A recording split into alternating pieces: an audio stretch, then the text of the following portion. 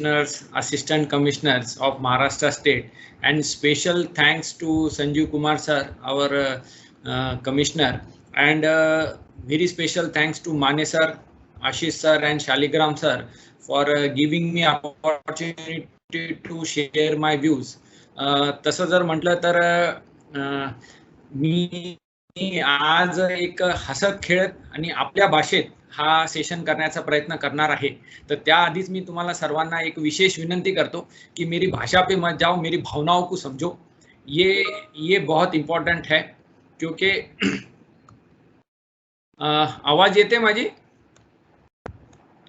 Hello, येते sir, येते नाही, कुणाचा तरी आलाय मेसेज की आवाज येत नाही म्हणून, तर त्यामुळे okay. So we will discuss our banking sector and GST. Sharmaji, yes sir. Just a second.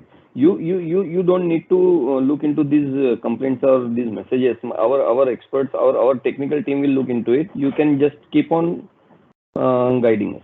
Okay sir. Okay sir. Okay Ashish sir. Thank you. Yes. हे जरा ऑनलाईनचे वेगवेगळे फंडे आहेत, कधी कधी ते अडचण येते, but we will take care of that. Thanks for it. मी माझं एक डॉक्युमेंट शेअर करतोय, स्क्रीन शेअर करतोय. Whether that is visible? आता येतंय? हा, यस सर, येतोय. हा, स्क्रीन विजिबल झाली ना? Okay. So we are going to discuss today the detailed analysis of GST on banks. तर बँकिंग सेक्टरवर GST काय आहे, कसा आहे, याची आपल्याला आज चर्चा करायची आहे. आणि ह्या चर्चेला जर आपण बघू तर हे बँकिंग सेक्टर जे आहे हे मनी ट्रान्झॅक्शन्सच्या आजूबाजूला फिरतो, परंतु बँकिंग सेक्टरमध्ये खूप काही आता नवीन सर्व्हिसेस पण ऍड झालेल्या आहेत. जसं आपण बघतो की आता मोबाईल ॲप आलेले आहेत, आपल्याला बँकेमध्ये जाण्याची गरज नसते. अनेकदा इन्शुरन्स, बुकिंग सर्व्हिसेस वगैरे त्याही दिल्या जातात. तर banking has become a very vast field for providing services related to finance. म्हणजे हळूहळू असं झालेलं आहे की bankers are not only dealing in money but they are also dealing in many other financial services. तर आज आपण 1-1.5 तासामध्ये काय शिकणार हे आपण बघून घेऊ. आणि माझी विशेष विनंती आहे की सहजतेने एकदम आनंद भावाने विदाउट टेन्शन आपण आज बघून घेऊया. आणि काही इश्यू असतील तर ते आपण क्वेश्चन आन्सर्स मध्ये सेटअप चर्चा करूया. तर एक 11:30 वाजलेत, तर 12:30 वाजेपर्यंत मी हा सेशन कन्क्लूड करण्याचा प्रयत्न करीन. त्याच्यानंतर क्वेश्चन आन्सर्स वगैरे सुद्धा आपण घेऊयात. तर सर्वात आधी इंट्रोडक्शन बँकिंग सेक्टरचा, मग आपल्या CGST आणि SGST ऍक्ट मध्ये काही स्पेशल सेक्शन्स आहेत जे फक्त बँकिंग इंडस्ट्रीला लागू होतात ते बघूयात. मग रूल्स पण बघूयात. मग इनपुट टॅक्स क्रेडिटसाठी काही त्यांना ऑप्शन्स आहेत. काही शेड्यूल एंट्रीज आहेत ज्या फक्त आणि फक्त बँकिंग सेक्टरच्या रिलेटेड आहेत. RCM सुद्धा लागू होतो नॅशनलाइज बँक्सना, तेही आपण बघूया. मग काही TDS बँकांना सर्वांना RCM लागू होतो, TDS नॅशनलाइज बँक्सना लागू होतो, तेही बघूयात. काही इम्पॉर्टंट AR आलेले आहेत जे फायनान्शियल सर्व्हिसेसच्या रिलेटेड आहेत, बँकिंगच्या रिलेटेड, तेही आपण बघूया. मग इम्पॉर्टंट जजमेंट्स, त्याच्यानंतर काही सर्क्युलर्स जे बँकिंगच्या संबंधित ट्रान्झॅक्शनवर खुलासेवार आलेलं आहे, खूप इम्पॉर्टंट आहे ते आपल्याला बघणं.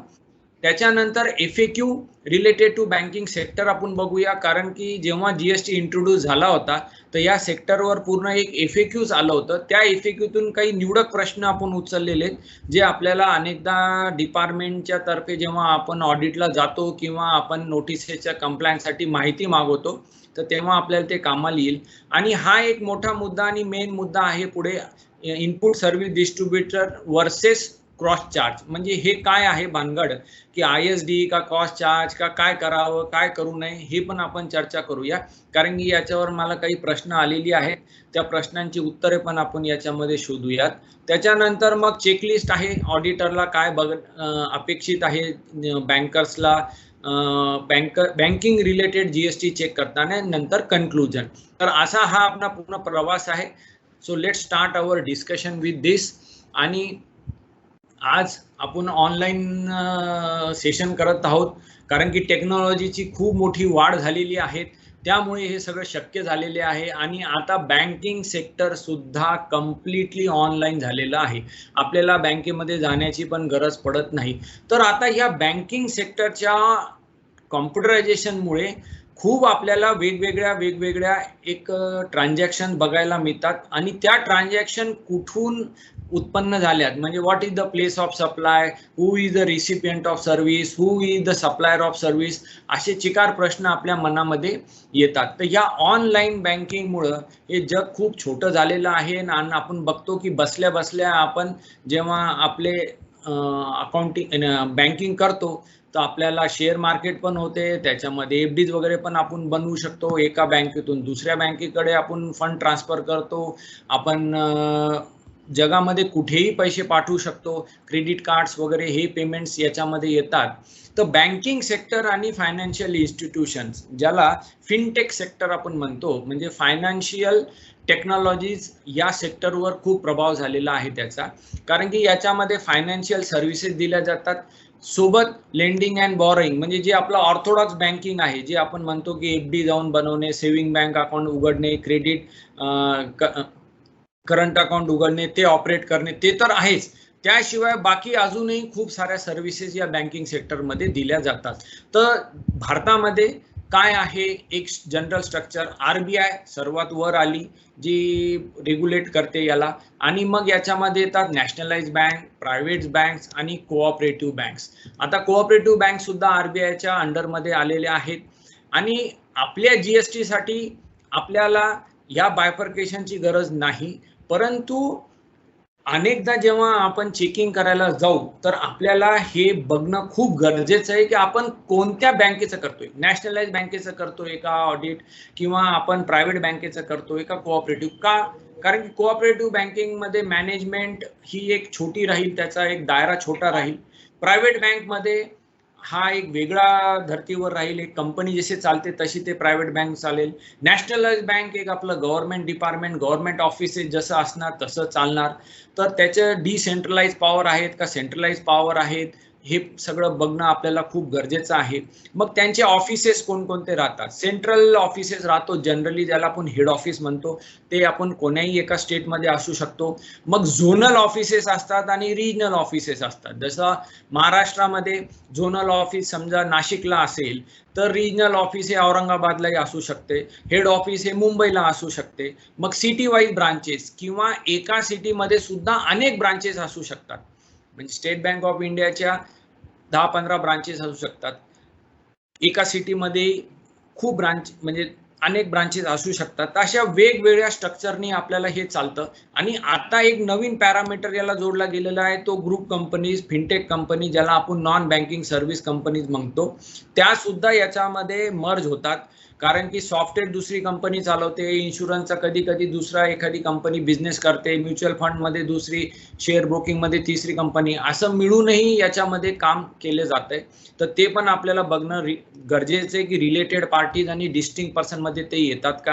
तर कोणत्याही बँकेचं जेव्हा आपण ऑडिट करू तर त्यांच्याकडनं रिलेटेड पार्टी आणि डिस्टिंक्ट पर्सनची लिस्ट घेणे आपल्याला खूप गरजेचं आहे.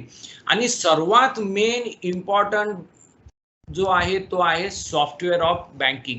ह्या सॉफ्टवेअर ऑफ बँकिंगचा ज्याला अभ्यास झाला त्याला हे सेक्टर कळालं का. कारण की पूर्णच्या पूर्ण बँकिंग आता कोर बँकिंग सॉफ्टवेअरवर गेलेली आहे आणि त्याच्यामध्ये एक जीएसटी मॉड्यूल राहतंय. प्रत्येक सॉफ्टवेअर मध्ये एक जीएसटी मॉड्यूल राहते. तर त्या मॉड्यूलचा अभ्यास करणं आपल्याला खूप गरजेचं आहे. कारण की याचा जर अभ्यास झाला तरच आपल्याला याच्या जीएसटीच्या खूप काही ज्या इन्फॉर्मेशन किंवा रिपोर्ट्स येतात ते आपल्याला कळतील. आणि जनरली हे एचओ कडे राहते, त्यांचा कंट्रोल राहतो त्या सॉफ्टवेअरवर. ते त्याच्यामध्ये टॅक्स लावू शकतात, कमांड्स लावू शकतात. म्हणजे एखादी जीएसटीचा रेट चेंज झाला तर ते रेट चेंज करण्याचे पॉवर कुणाकडे आहेत, तर त्या कोर बँकिंग सॉफ्टवेअरचा जो एचओ मध्ये कन्सर्न पर्सन आहे तो करेल. त्यांनी केल्यानंतर तो सगळ्या ब्रांचेसला ऑटोमॅटिकली ते अपडेट होऊन जाईल. तर most important part for understanding the working of GST or the reports from GST is to study the software of the banking company. त्याच्यामध्ये फिनॅकेल, इन्फोसिसचे वगैरे TCSचे काही सॉफ्टवेअर आहेत. तर हे पूर्ण सॉफ्टवेअर सुद्धा अभ्यास नाही केला, फक्त त्यांना सांगितलं की बाबा तुमचा GST मॉड्यूल आहे, त्या मॉड्यूल रिलेटेड मॅन्युअल वगैरे आम्हाला द्या, मग त्याच्यावरनं आपल्याला पुढे खूप याच्यातून माहिती मिळेल. मग मोबाईल ॲप्स आलेले आहेत. मोबाईल ॲप्स आता आपणही बघतो प्रत्येकाच्या मोबाईलमध्ये त्याच्या बँकेचा ॲप आहे. आता हा ॲप कुणाचा आहे? हा ॲप जनरली HO कडेच राहतो आणि डायरेक्ट अकाउंट ऑपरेट करतोय, म्हणजे अकाउंट होल्डर ऑपरेट करतोय. याच्यामध्ये ब्रांचेसचाही संबंध येत नाही. तर तो एक सेंट्रलाइज सर्व्हर आहे, त्याच्यावर तो ॲप, त्याच्यावरून आपल्या मोबाईलवर आणि डायरेक्ट आपण ऑपरेट करतोय. आणि अजून एक मुद्दा आहे बँकिंगच्या याच्यामध्ये की प्रत्येक बँकेनं स्वतः बिलिंगसाठी कोणती पद्धत केलेली आहे, सेंट्रलाइज बिलिंग आहे का डिसेंट्रलाइज बिलिंग आहे. आता ही चर्चा आपण काय कशासाठी करतोय की सेंट्रलाइज बिलिंग आणि डिसेंट्रलाइज बिलिंग. तर सर्व्हिस टॅक्स मध्ये सेंट्रलाइज बिलिंगचे ऑप्शन्स होते, GST मध्ये आता डिसेंट्रलाइज बिलिंग कडे सगळेजण वळालेले आहेत. तर त्यामुळेही एक थोडीशी जेव्हा आपण सर्व्हिस टॅक्स मधून GST मध्ये आलो तर बँकिंग सेक्टर मध्ये थोडंसं असं हे झालं होतं की what to do, what not to do, billing centralize करायची का डिसेंट्रलाइज करायची. तर त्याच्यावरही आपल्या बँकरनं काय केलेलं आहे हे सुद्धा आपल्याला त्यांना विचारायला पाहिजे की how you are raising the bills. आता आपण वळूयात आपल्या नेक्स्ट याच्याकडे, that is the sections and of CGST act and IGST act specifically related to banks. म्हणजे आता आपण आधी इंट्रोडक्शन जनरल बॅकग्राऊंड घेऊन टाकलं की how the banking industry runs. आता आपण बघूया की आपल्या GST कायद्यामध्ये बँकिंग रिलेटेड कोणत्या स्पेसिफिक प्रोव्हिजन्स आहेत. तसं बघितलं तर पूर्ण CGST, SGST, IGST ॲक्ट त्यांना लागू होतोच, परंतु अभ्यासासाठी की काय स्पेशल प्रोव्हिजन्स किंवा रेफरन्सेस आहे बँकिंग रिलेटेड तेच आपण याच्यामध्ये अभ्यासामध्ये घेऊया.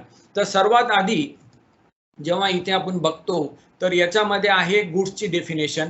त्या गुड्सच्या डेफिनेशन मध्ये जेव्हा आपण बघू की goods means every kind of movable property other than money and securities. म्हणजे इथे शब्द आलेला आहे अदर दॅन मनी, म्हणजे मनी आणि सिक्युरिटीज गुड्स मध्ये येत नाही. आणि बँक जी आहे ती मॅक्झिमम वेळेस ह्या मनी रिलेटेडच ट्रान्झॅक्शन करणार आणि काही जेव्हा शेअर मार्केट्समध्ये म्युच्युअल फंडमध्ये जाणार तर सिक्युरिटी रिलेटेड ट्रान्झॅक्शन करणार.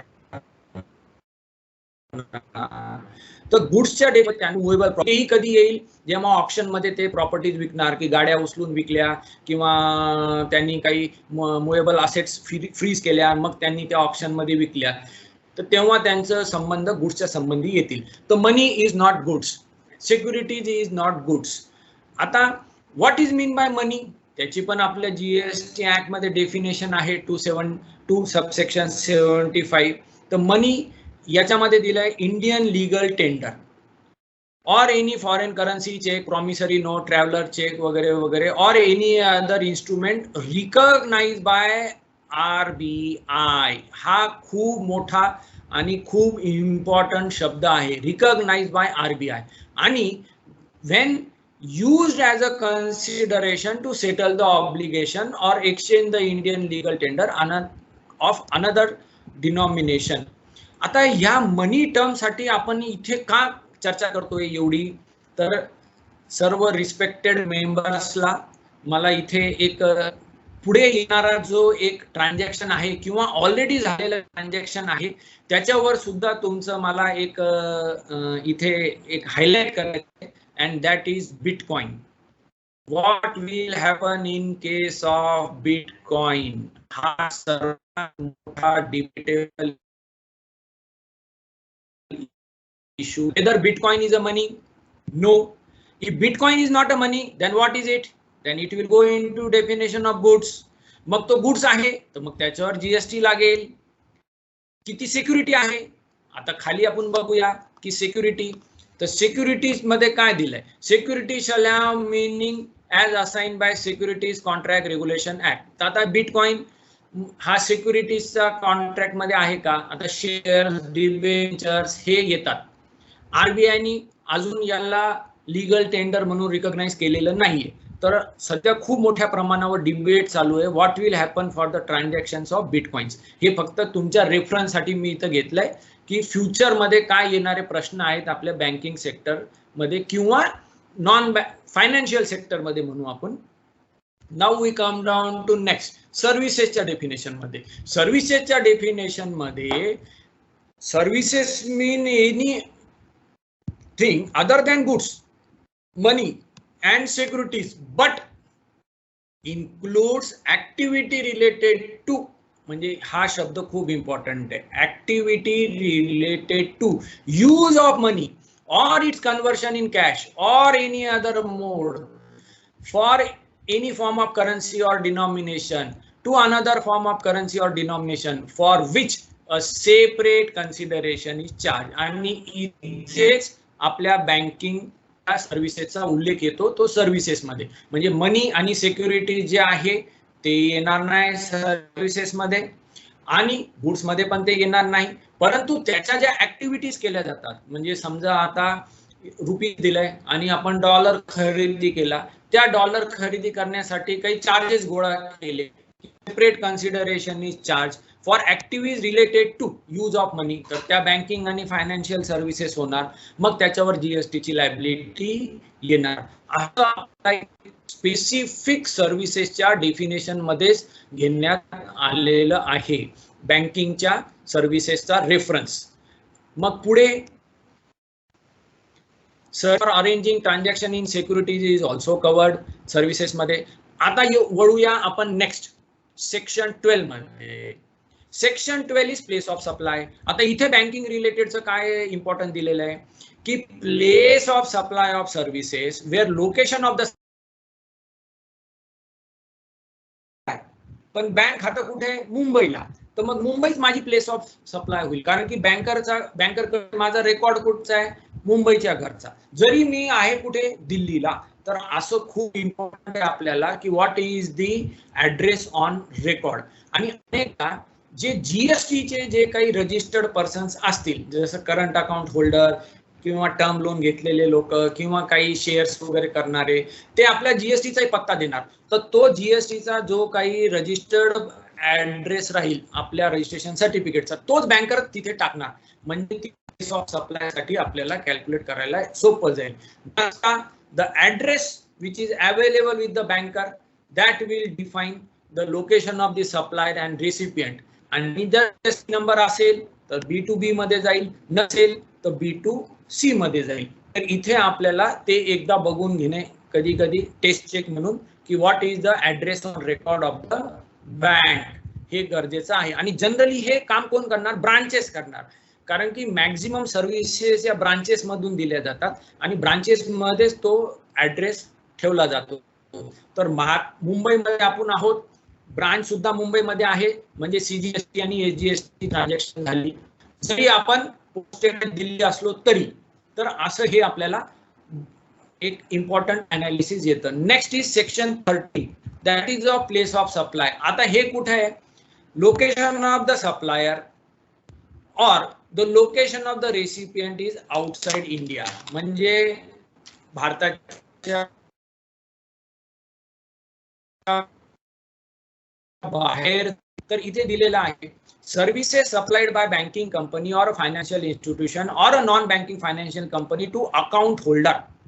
तर हे कुठं होईल, त्या अकाउंट होल्डरला जर सर्व्हिसेस दिल्या, then the place of supply for following services shall be the location of the supplier of services.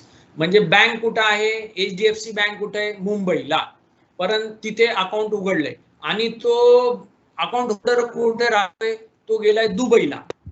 तर आता तो अकाउंट होल्डर आहे, त्याला अकाउंट ऑपरेशनचे काही चार्जेस लावले. तर आता ह्या केसमध्ये काय झालं, the recipient is outside India but the account holder is in India. तो महाराष्ट्रामध्ये आहे, ती HDFC बँक मुंबईला आहे, त्याचं खातंही मुंबईलाच आहे, तर तो CGST SGST ट्रान्झॅक्शन होईल. तर असं आपल्याला इथे कुठे कुठे बघावं लागेल काही स्पेसिफिक ट्रान्झॅक्शनच्या केसमध्ये. अन्यथा general rule will always apply from one registered person to another registered person, then the recipient place is the place of supply, जो आपला जनरल रूल आहे. परंतु आता पुढे जेव्हा आपण वाचू की सेक्शन 12 आणि सेक्शन 13 मध्ये अजून काय आहे बँकिंग रिलेटेड, तर इथं त्यांनी स्पेसिफाय केलेलं आहे की what is mean bye banking company, what is mean bye accounts. तर अकाउंट म्हणजे इंटरेस्ट बिअरिंग जर अकाउंट असेल त्या डिपॉझिटरचा, आणि याच्यामध्ये non resident external account and non resident ordinary account सुद्धा येणार. म्हणजे इंटरेस्ट बिअरिंग अकाउंट असणे गरजेचं आहे बँकेसोबत.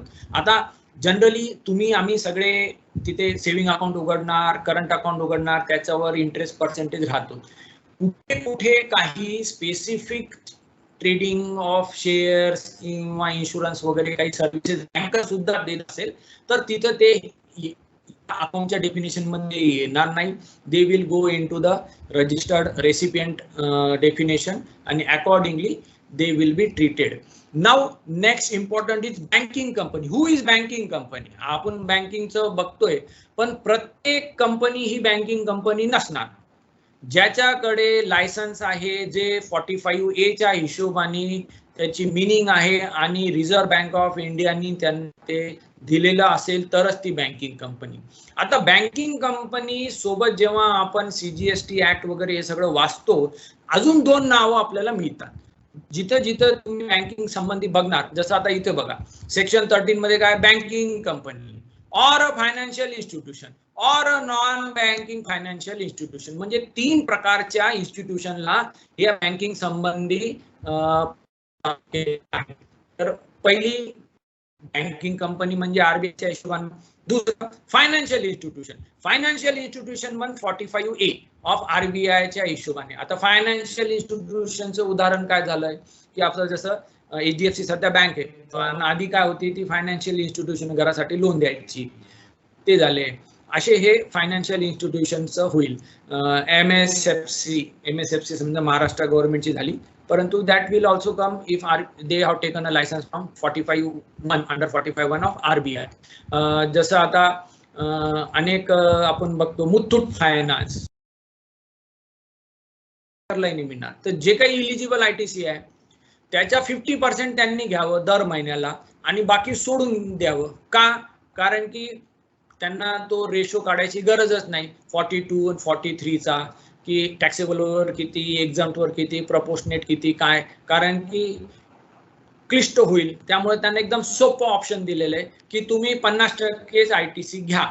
त्याच्यामध्ये इनपुट पण आले, म्हणजे गुड्स आले, ऑफिस वगैरे सगळे, मग capital goods, TM machinery, computers वगैरे तेही आले. मग इनपुट सर्व्हिसेस ते जे घेत असतील, ज्यांचा रेंट असेल किंवा ॲडव्होकेट सर्व्हिसेस असतील किंवा CAच्या ऑडिटच्या सर्व्हिसेस असतील, त्याच्यावर 50% ITC मिळेल.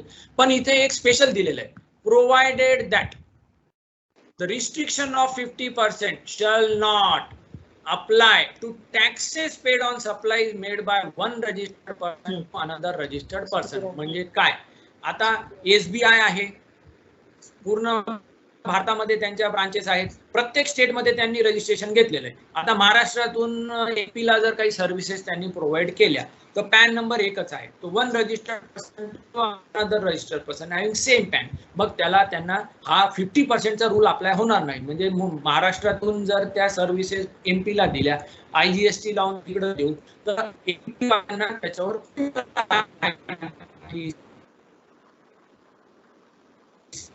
मिळेल. तर आपल्याला सर्व्हिस टॅक्सच्या टर्मिनॉलॉजी थोडंसं वेगळं जातं, पण आपल्या व्हॅटच्या टर्मिनॉलॉजी मध्ये आपल्याला हे सोपं जातं.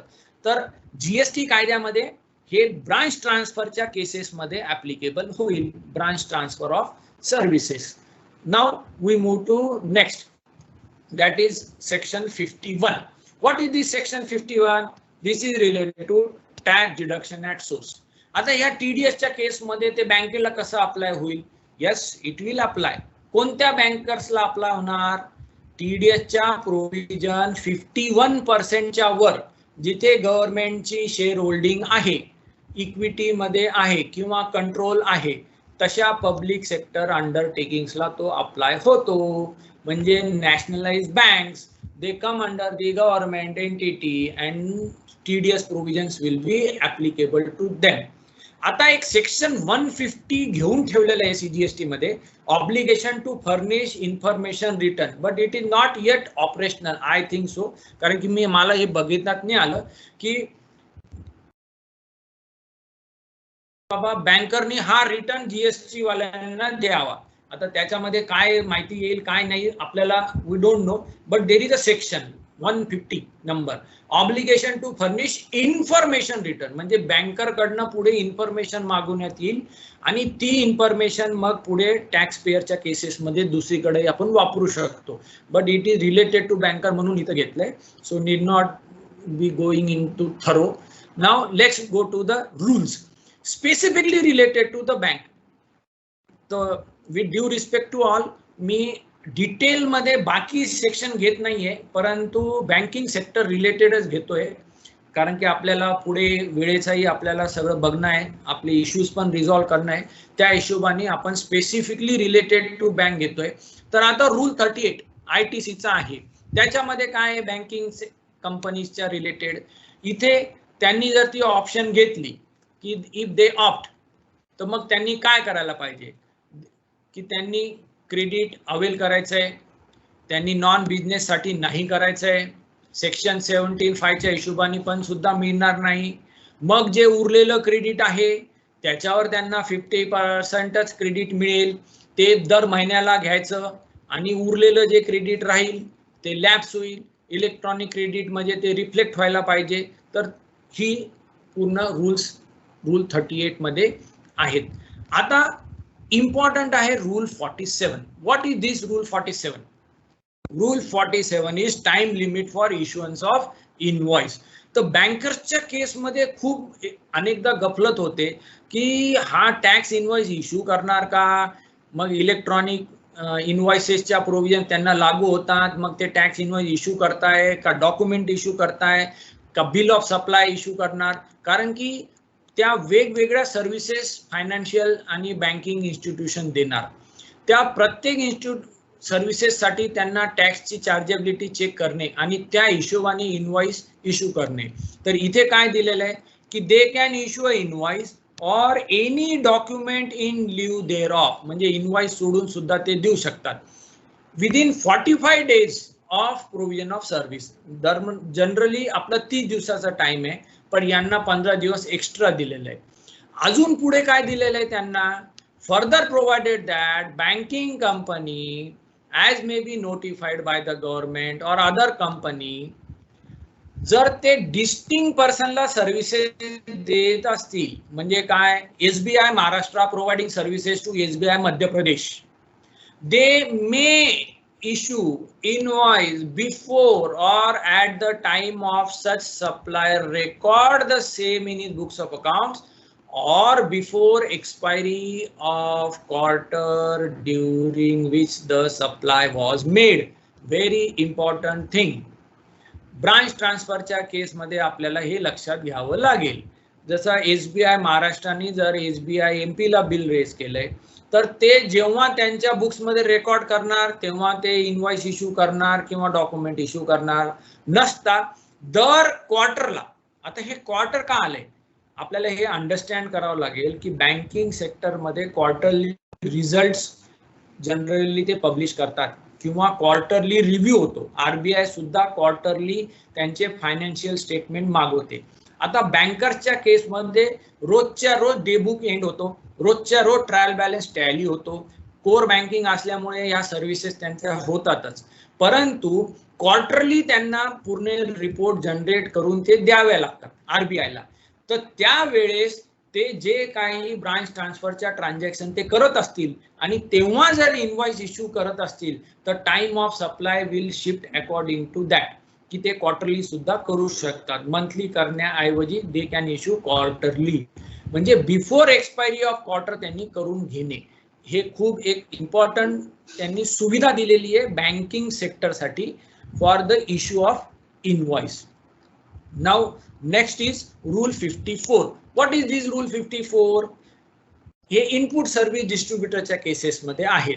जर बँकिंग कंपनीनं जर ISD मध्ये जर रजिस्ट्रेशन घेतलं असेल तर त्यांनी ते सिरियली नंबर जरी नसेल तरी चालेल, पण त्याच्यामध्ये सगळी माहिती पाहिजे. म्हणजे याच्यामध्ये काय दिलेलं आहे की सिरियल नंबरचा जो काही आहे तो ISDच्या केसमध्ये त्यांनी सूट दिली, क्रेडिट नोट, डेबिट नोट ISDच्या केसमध्ये.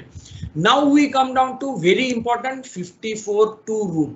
What is this 54(2)? तुम्ही आम्ही सगळे आहोत, आपण सेव्हिंग बँक अकाउंट होल्डर आहोत, करंट बँक अकाउंट होल्डर हे दुकानदार राहतात. तर आपल्याला काय मिळते? पासबुक. सध्या तर पासबुक पण कमी झालंय, आपल्याला स्टेटमेंटच मिळतंय. आपण आपल्या इंटरनेटचं लॉग इन करतो, पासवर्ड टाकतो, बँकेच्या साईटवर जातो, स्टेटमेंट प्रिंट करून घेऊन टाकतो. त्या स्टेटमेंटमध्ये जीएसटीची एंट्री आली म्हणजे that is as good as a document. तर इथे सूट दिलेली आहे त्यांनी बँकिंगच्या केसमध्ये की बँकर जर असेल, फायनान्शियल इन्स्टिट्यूशन कंपनीज असतील तर ते कन्सॉलिडेटेड म्हणजे मे शब्द दिले, they can issue consolidated tax invoice or any document at the month end. म्हणजे महिना संपायला आला की पूर्ण महिन्याचे जे काही चार्जेस असतील त्याच्यावर जीएसटीची एकच त्यांनी बँक चार्जेस म्हणून एंट्री घेतली, त्याच्यावर जीएसटी आला. मग तो सिरियली नंबर असो नसो, पण त्याच्यामध्ये पत्ता असो नसो, म्हणजे जे टॅक्स इनवॉइसचे जे काही आपले कंडिशन्स आहेत त्या इथं फॉलो जरी झाल्या नाहीत तरी चालेल, आणि डिजिटल सिग्नेचर साइन करून ते करून टाकतील आणि ते आपल्याला कन्सॉलिडेटेड इनवॉइस किंवा डॉक्युमेंट देतील. म्हणजे काय झालंय की the bank statement is also a document to take ITC for the recipient. इथे आपल्याला ते कळते. Now we come down to the input tax credit graphical model what we have discussed. बँकेला काय होतंय, त्याला ITC मिळेल. त्याला काय ऑप्शन दिलंय की एक तर त्यांनी आपला नॉर्मल रूल्सनी चालणे की टॅक्सेबलला आणि एक्झम्प्टला बायफर्केट करणे, फुल ITC घेणे टॅक्सेबल साठी, एक्झाम जे असतील नील रेटेड असतील त्याच्यावर घेऊ नये, आणि कॉमन क्रेडिट त्यांनी प्रपोर्शनेटली म्हणजे जे काही आपले नॉर्मल जीएसटीच्या केसेसमध्ये करतो डीलरच्या केसमध्ये. परंतु बँकेला काय दिलंय सेकंड ऑप्शन की ITC घ्या, 50% घ्या आणि उरलेलं lapse. So there is no refund. So whatever lapse that is the cost to the bank and only 50% will be allowed. आता हे 50% सुद्धा कॅरी फॉरवर्ड होऊ शकते. तेवढी जर लायबिलिटी नाही आली तर then it will be carry forward to the next period. आणि हे कॅरी फॉरवर्ड जरी झालं तरी इन्व्हर्टेड ड्युटी स्ट्रक्चर मध्ये हे येणार नाही, म्हणजे तिकडे रिफंड नाही. तर बँकर्सच्या केसमध्ये जनरली रिफंड येणार नाही. They will carry on or they will lapse. तर जे लॅप्स झाले ते तर इलेक्ट्रॉनिक क्रेडिट लेजर मध्ये येणार पण नाही. फक्त इथे काय एक एक्सक्लुजन दिलेलं आहे आपल्याला. एक्सक्लुजन दिलेलं आहे की जे काही one registered person to another registered person म्हणजे ब्रांच ट्रान्सफर सर्व्हिसेस जर झाल्या, क्रॉस चार्जच्या ज्या सर्व्हिसेस झाल्या त्याचं फुल ITC इथे मिळेल. पण शेवटी जेव्हा ते कन्झ्युम होईल तिथं 50% त्याला परत रिव्हर्सल करावं लागतं. Next, now we come down to schedule entries. हे खूप इम्पॉर्टंट आहे कारण की आपल्या ज्या सर्व्हिसेसच्या शेड्यूल एंट्री दिलेल्या आहेत त्याच्यामध्ये टॅक्सेबल, एक्झाम, नील रेटेड अशा वेगवेगळे आपले शेड्यूल एंट्रीज आहेत. तर 5%, 12%, 18%. तर त्याच्यामध्ये बँकिंग सेक्टर रिलेटेड कोणत्या हे सुद्धा बघणं गरजेचं आहे. तर let's start with the first. What is the first? आपण जेव्हा बँकरचं जेव्हा ट्रायल बॅलन्स घेऊ किंवा त्याचं पेंडल घेऊ तर आपल्याला इन्कम म्हणजे रिसिप्ट सर्व्हिसेस दिसते, इन्कम दिसतील, रिसिप्ट दिसतील. तर त्याचं जर बायफर्केशन केलं तर सर्वात मोठा इन्कम बँकरला कशाचा आहे? व्याजाचा. तो interest on loans and advances. डिपॉझिटचा तर त्यांचा खर्च झाला इंटरेस्ट, पण त्यांचा इन्कम कशाचा आहे? रिसिप्ट कशाची आहे? इंटरेस्टची. आता या इंटरेस्टची सुद्धा डेफिनेशन दिलेली आहे त्या शेड्यूल एंट्रीमध्ये. आणि इथे interest means what? Interest means interest payable in any manner in respect of any money borrowed or debt incurred, including deposit, claim or other similar right, but does not include any service fees or other charge in respect of money borrowed or debt incurred in respect of any credit facility which has not been utilized. म्हणजे काय? व्याजाचं जे काही definition आहे ते GST मध्ये स्वतंत्रपैकी दिलेलं आहे. Banker व्याज काय म्हणतो याच्याशी आपल्याला घेणं देणं नाही. आपला जीएसटी कायदा काय म्हणतो व्याजासाठी ते बघणं गरजेचं आहे. तर शेड्यूल एंट्री मध्ये त्यांनी दिलेलं आहे इंटरेस्ट म्हणजे काय, interest payable in the manner specific in respect of any money borrowed but does not include any service fees any charge. म्हणजे काय की लोन प्रोसेसिंग फीस आहे किंवा आपले क्रेडिट फॅसिलिटी युटिलाइज नाही केली तर नॉन ऑपरेटिव्ह चार्जेस लावतात ते चार्जेस हे याच्यामध्ये जसं प्री क्लोजर चार्जेस म्हणजे जर लवकर बँक अकाउंट बंद केला म्हणजे लोन लवकर परतफेड केली लवकर केली तो प्री पेमेंट चार्जेस घेतात. तर these charges are not part of interest कारण की इंटरेस्ट इथे डिफाईन केलेला आहे. आणि त्या ज्या इंटरेस्टच्या ज्या काही सर्व्हिसेस आहेत त्याच्यामध्ये शेड्यूल एंट्री दिलेली आहे की जे काही जिथे कन्सिडरेशन असेल आणि that consideration is represented by way of interest other than credit card services म्हणजे क्रेडिट कार्डचा इंटरेस्ट याच्यामध्ये येणार नाही. If normal interest is there then it is a nil rated म्हणजे एक्झम्प्ट होणार. त्यामुळेच बँकर्सचा मॅक्झिमम इन्कम व्याजातून होतो व्याज हा एक्झम्प्ट राहतो.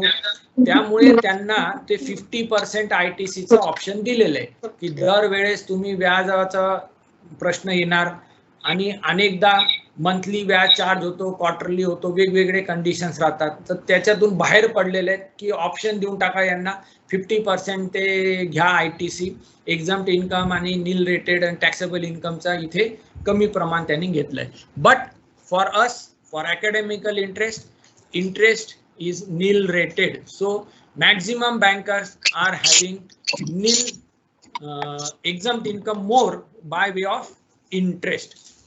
Now next schedule entry ते आहे कमिशन. आपण जेव्हा बँकरच्या याच्यामध्ये जातो तर तिथं कमिशनचाही इन्कम दिसतो. DD कमिशन राहतात, bank guarantee commission, letter of credit commission किंवा गव्हर्नमेंटचे काही आहेत आपण तर त्या ज्या काही कमिशनचा इन्कम त्यांचा दिसेल त्याच्यावर 18% GST त्यांना भरावं लागेल. शेड्यूल एंट्री 99 आहे SAC कोड.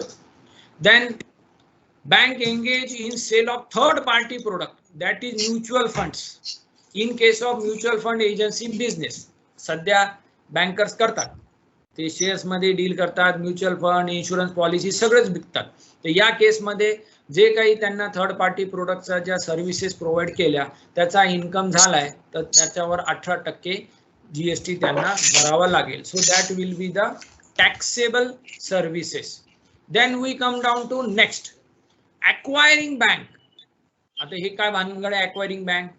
हे 2000च्या आतमध्ये काही ट्रान्झॅक्शन क्रेडिट कार्डच्या डेबिट कार्डच्या काही प्रोव्हाइड केल्या सेटलमेंटसाठी ॲक्वायरिंग बँकने तर त्याला नील आहे. पण 2000च्या वर ट्रान्झॅक्शन गेली तर that is taxable for settlement of credit card or debit card.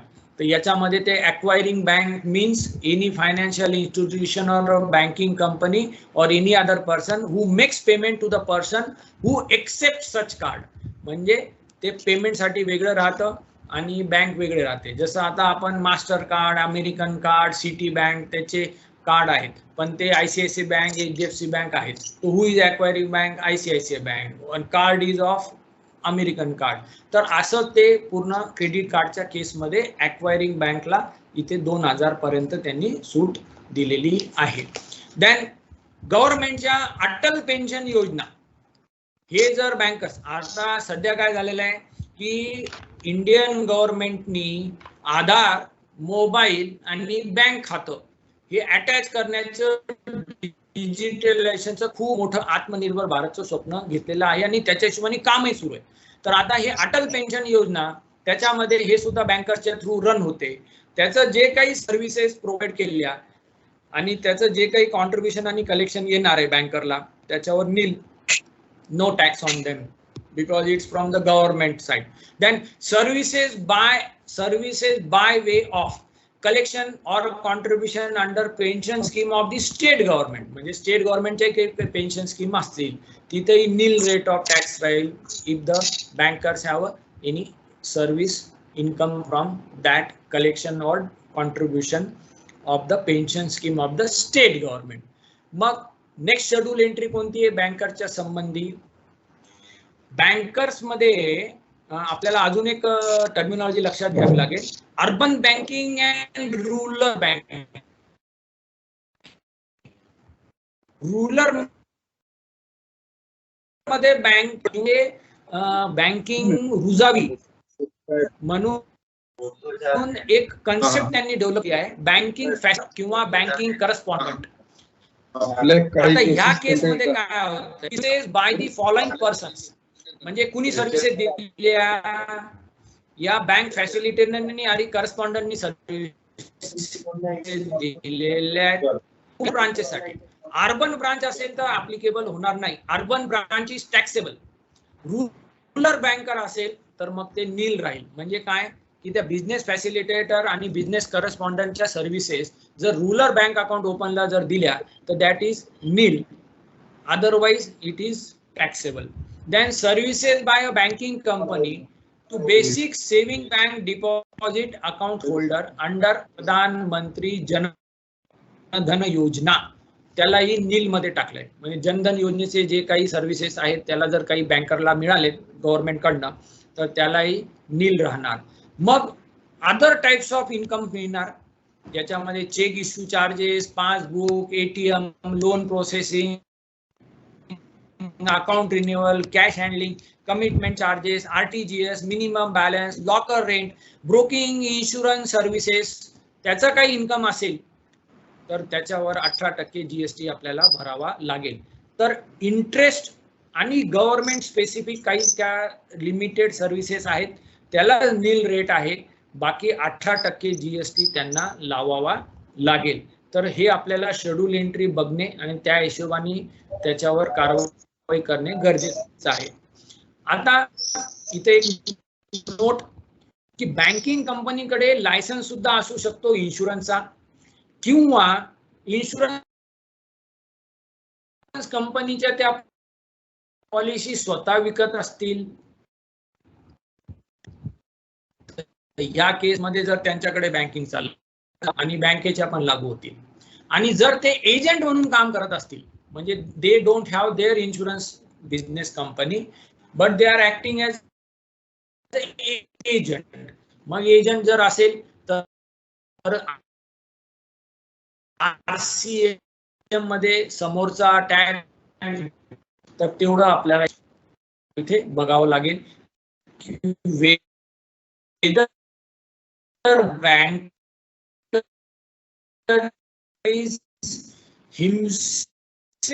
आता आपल्या आस्पेक्ट कडे बघूया, that is on RCM. RCM related banking company हा खूप एक इम्पॉर्टंट आस्पेक्ट, कारण की रिव्हर्स चार्ज मेकॅनिझम मध्ये शेड्यूल एंट्रीज आहेत, म्हणजे कॅटेगरीज ऑफ सर्व्हिस, त्यामध्ये कोणकोणत्या सर्व्हिसेस या बँकिंग ते आपण बघू. आता आरसीएम च्या सगळ्या सर्व्हिसेस बँकर्सला लागू होतील, परंतु विचार नंबर 1 आहे ऍडव्होकेट. ऍडव्होकेटच्या सर्व्हिसेस सर्वांनाच लागू होतात, ते बँकरलाही लागू होणार, त्याच्यावर जीएसटी बँकरला भरावा लागेल. आणि हे आपल्याला खूप दिसेल, एनपीए झालंय, नोटीस पाठवायची आहे, ऑप्शन करायचं आहे, रिकव्हरीच्या नोटिसेस आहेत, किंवा काही भांडण झालेलं आहे, किंवा तो ऑब्स्कॉन्डिंग आहे, तर ऍडव्होकेटच्या सर्व्हिसेस त्यांना घ्याव्याच लागतात. अनेकदा प्रॉपर्टी जसं लोन आपण घेतो तेव्हा प्रॉपर्टी मॉर्टगेज ठेवतो, तो प्रॉपर्टी मॉर्टगेज ठेवण्यासाठी एक सर्वे रिपोर्ट घ्यावा लागतो, तर 30 वर्षाचा सर्वे, तर ते ऍडव्होकेट कडनं घेतात. तर प्रत्येक ब्रांच मध्ये हे आपल्याला एक ऍडव्होकेटचा पॅनल मिळेल, त्या पॅनल कडनं हे सर्व्हिसेस घेतात, तर त्याच्यावर आरसीएम त्यांना येईलच. तर हा एक इम्पॉर्टंट आहे की ऍडव्होकेट्स त्यांना सर्व्हिसेस आरसीएम मध्ये बँकरला भरावंच लागणार आहे. देन ट्रिब्युनल सर्व्हिसेस काही असतील तर त्याच्यावर सुद्धा त्यांना आरसीएम भरावा लागणार आहे.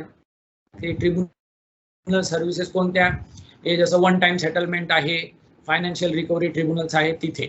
Then recovery agent, services supplied by recovery.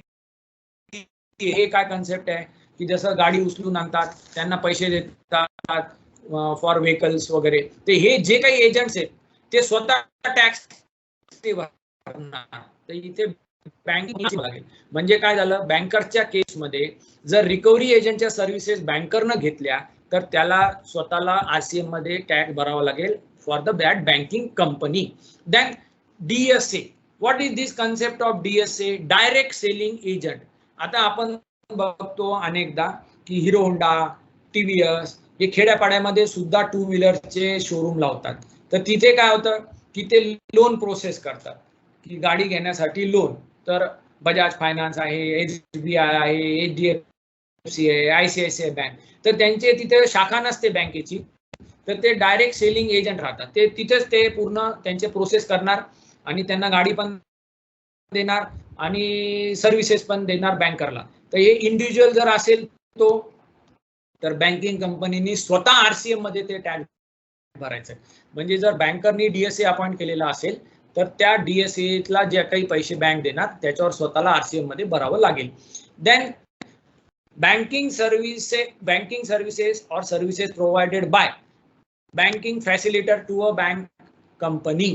तर इथे बँकिंग कंपनीला भरावं लागेल. बिझनेस फॅसिलिटेटर नाही भरणार. हे अर्बन बँक्स मध्ये पण होतात. आणि शेवटी all RCM services are applicable as it is. जसं GTA आहे, रेंट आहे. अनेकदा गव्हर्नमेंटच्या ऑफिसेसच्या प्रिमायसेस मध्ये पण बँक राहते, तर त्याचं भाडं घेतलं जातं. तर त्याच्यावर रेंटवर त्यांना आरसीएम भरावा लागेल. तर अशा काही केसेस सुद्धा असतील आरसीएमच्या. आता येऊ आपण TDSच्या प्रोव्हिजन्सवर. TDS या पब्लिक सेक्टर अंडरटेकिंग बँक्सलाच लागू होणार. HDFC, ICICI प्रायव्हेट बँक्सला लागू नाही होणार. SBI आहे त्याला लागू होईल. बँक ऑफ बरोडा आहे त्यांना लागू होतील. तर या TDSच्या प्रोव्हिजन काय आहे? दिस इन्क्लूड्स पब्लिक सेक्टर बँक्स. त्याच्यामध्ये टॅक्सेबल सर्व्हिसेसवरच येईल. 2 लाखाच्या 2.5 लाखाच्या वर जर त्या काही सर्व्हिसेसचा कॉन्ट्रॅक्ट जो TCS कापलेला तो आपल्याला 10 तारखेच्या आतमध्ये पुढे भरावा लागतो. तो it's a general provision of TDS which is applicable for the bank. एक आहे from one PSU to another PSU no TDS is applicable. म्हणजे काय? SBI services to SBI Madhya Pradesh किंवा SBI providing services to bank of Baroda, तर तिथे TDSच्या provision applicable होणार नाही. तर हे नोट करावं लागेल. 1 लाखाच्या वर जिथे जिथे गेलंय कॉन्ट्रॅक्ट तिथे TDSच्या प्रोव्हिजन ऍप्लिकेबल होतील. Now we come down to important ARs and judgements which may impact on the transactions of a banking company or a financial. इथे आहेत. तर इथे पहिला आहे लिमिटेड म्हणजे GSFC. म्हणजे आपल्याकडे जसं महाराष्ट्र स्टेट फायनान्स कॉर्पोरेशन आहे तसं गुजरातचं आहे. इथे काय AR होता? AR होता की हे जे काही फायनान्सला पण देत आहेत जे गव्हर्नमेंटच्या स्टेट ओन आहेत तर ते रिलेटेड पर्सन होणार का? म्हणजे MSFC providing services to other government, जसं आता MMRDA ला त्यांनी दिले. So whether they are related, तर इथं त्यांनी दिलेलं आहे की Gujarat financial state and other entities are related person. आता रिलेटेड पर्सन जर झाले तर मग त्याच्या केसमध्ये मग without consideration, with consideration, schedule 1, schedule 3 हे सगळ्या गोष्टी याच्यामध्ये येणार. मग याच्यामध्ये काय दिलंय की तो ऍप्लिकंट जो आहे तो चार्जिंग फीस, प्रोसेसिंग फीस काही चार्ज करत नाहीये. तो फक्त आणि फक्त इंटरेस्ट चार्ज करतोय. तर इंटरेस्ट चार्ज केल्यामुळे आता त्यांना प्रश्न होता येईल की जे काही नोशनल प्रोसेसिंग फीस किंवा अदर चार्जेस आहेत ते यांना पण लागू होणार का? Being related person without consideration. तर AR मध्ये काय दिलंय? There is no other consideration except interest. कारण की बँक्सच्या केसमध्ये काय होतं, जर मोठा एखादा गिराईक असेल किंवा मोठा अकाउंट होल्डर असेल, मोठा कॉर्पोरेट असेल तर ते काय करतात, एक बल्क सर्व्हिसेस देतात वगैरे वगैरे. काही नाही, फक्त एवढे डिपॉझिट ठेवा, ऍडव्हान्स तुम्हाला देऊ आणि एवढं इंटरेस्ट इन्कम आपल्याला होईल.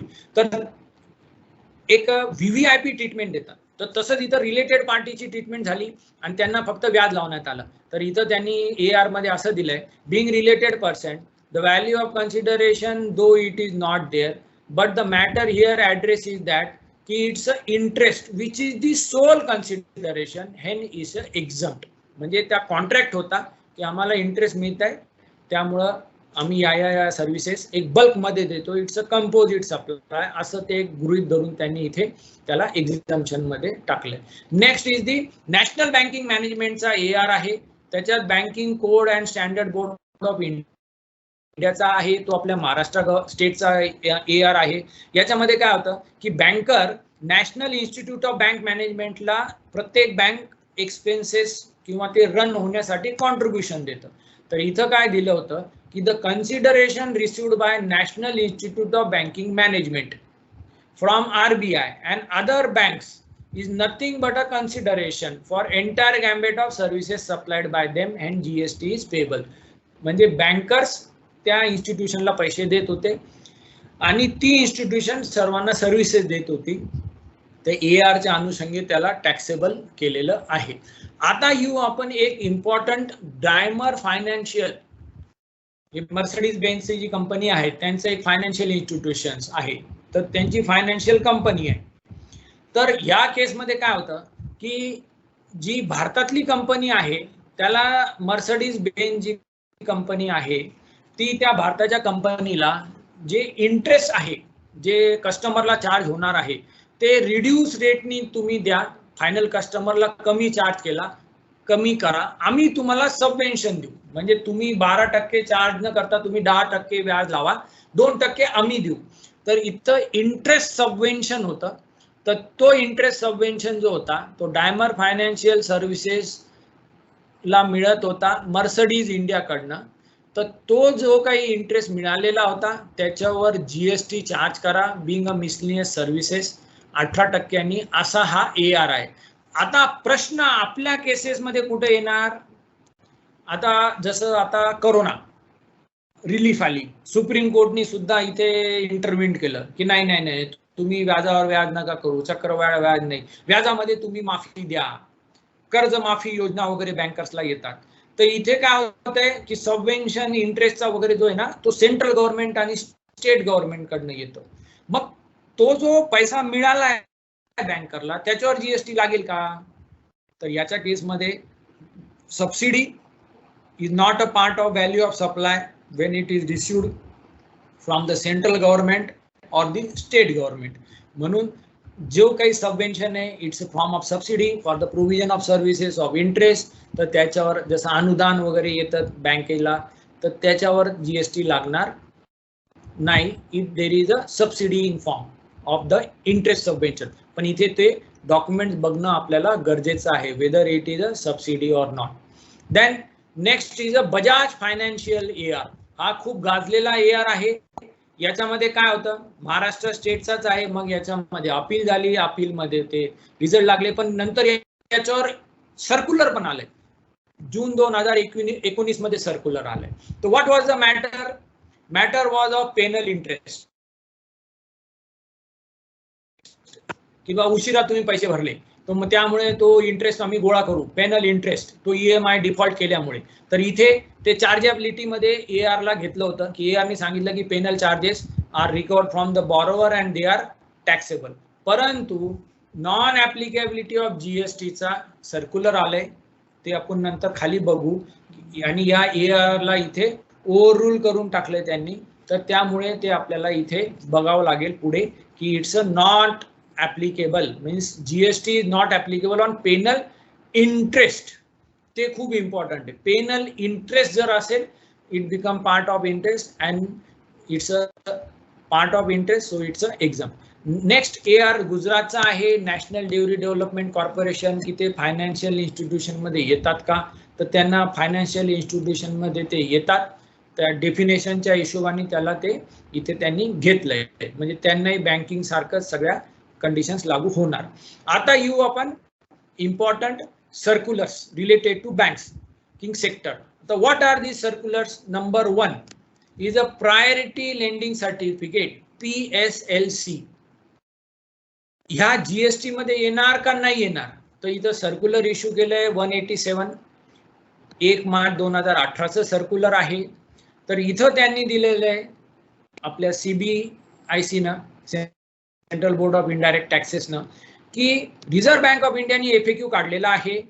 त्या FAQच्या हिशोबानं PSLC primary sector lending certificate are goods, they are notified under Banking Regulation Act and they are not securities. When they are not securities means they are freely tradable like a duty scrip, renewable energy scrip, REP licenses, relinquishment licenses which earlier attracted VAT. So in GST there is no exemption for PSLC. Thus PSLC are goods and which are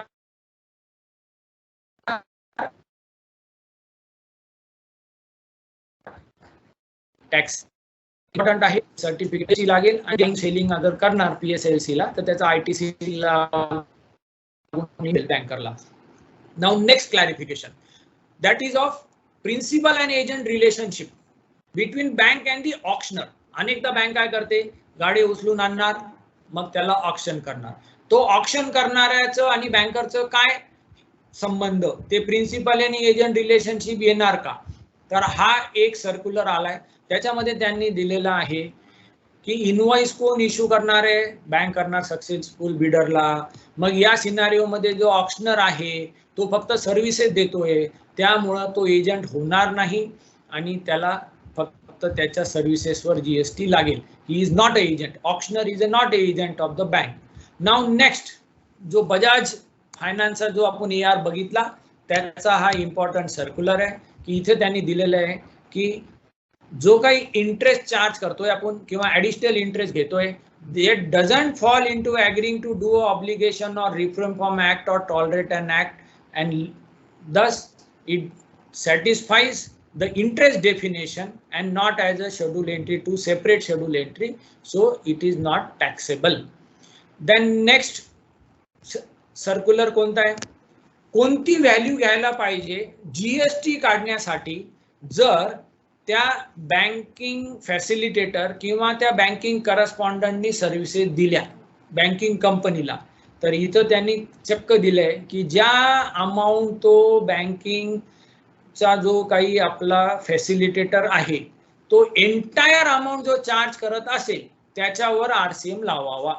so circular number 333 is very important की banking facilitator आणि करस्पॉन्डंटच्या कोणत्या व्हॅल्यूवर RCM लावावं, त्यासाठी हा circular आहे. Then next rural बँकिंगला जर त्या सर्व्हिसेस दिल्या रूरल बँक ब्रांचला तर त्या एक्झम्प्ट आहेत. तर हे जे बँकिंग फॅसिलिटेटर आणि बँकिंग ज्या काही आपल्या करस्पॉन्डंट आहेत त्यांनी जर रूरल ब्रांचेसला जर सर्व्हिसेस दिल्या तर त्या याच्यामध्ये RBIच्या हिशोबाने बघायचं की त्या रूरल ब्रांचेस आहेत का, मगच त्यांना GSTचं एक्झम्पशन मिळेल. So RBI defines whether it's a rural bank or whether it's a urban branch. Next now we come down to FAQs. मला वाटतं इथे आता सर्वांचे खूप काही प्रश्न इथे सॉल्व होतील. 12:30 वाजले आहेत. आता आपण प्रश्नांकडे वळूया.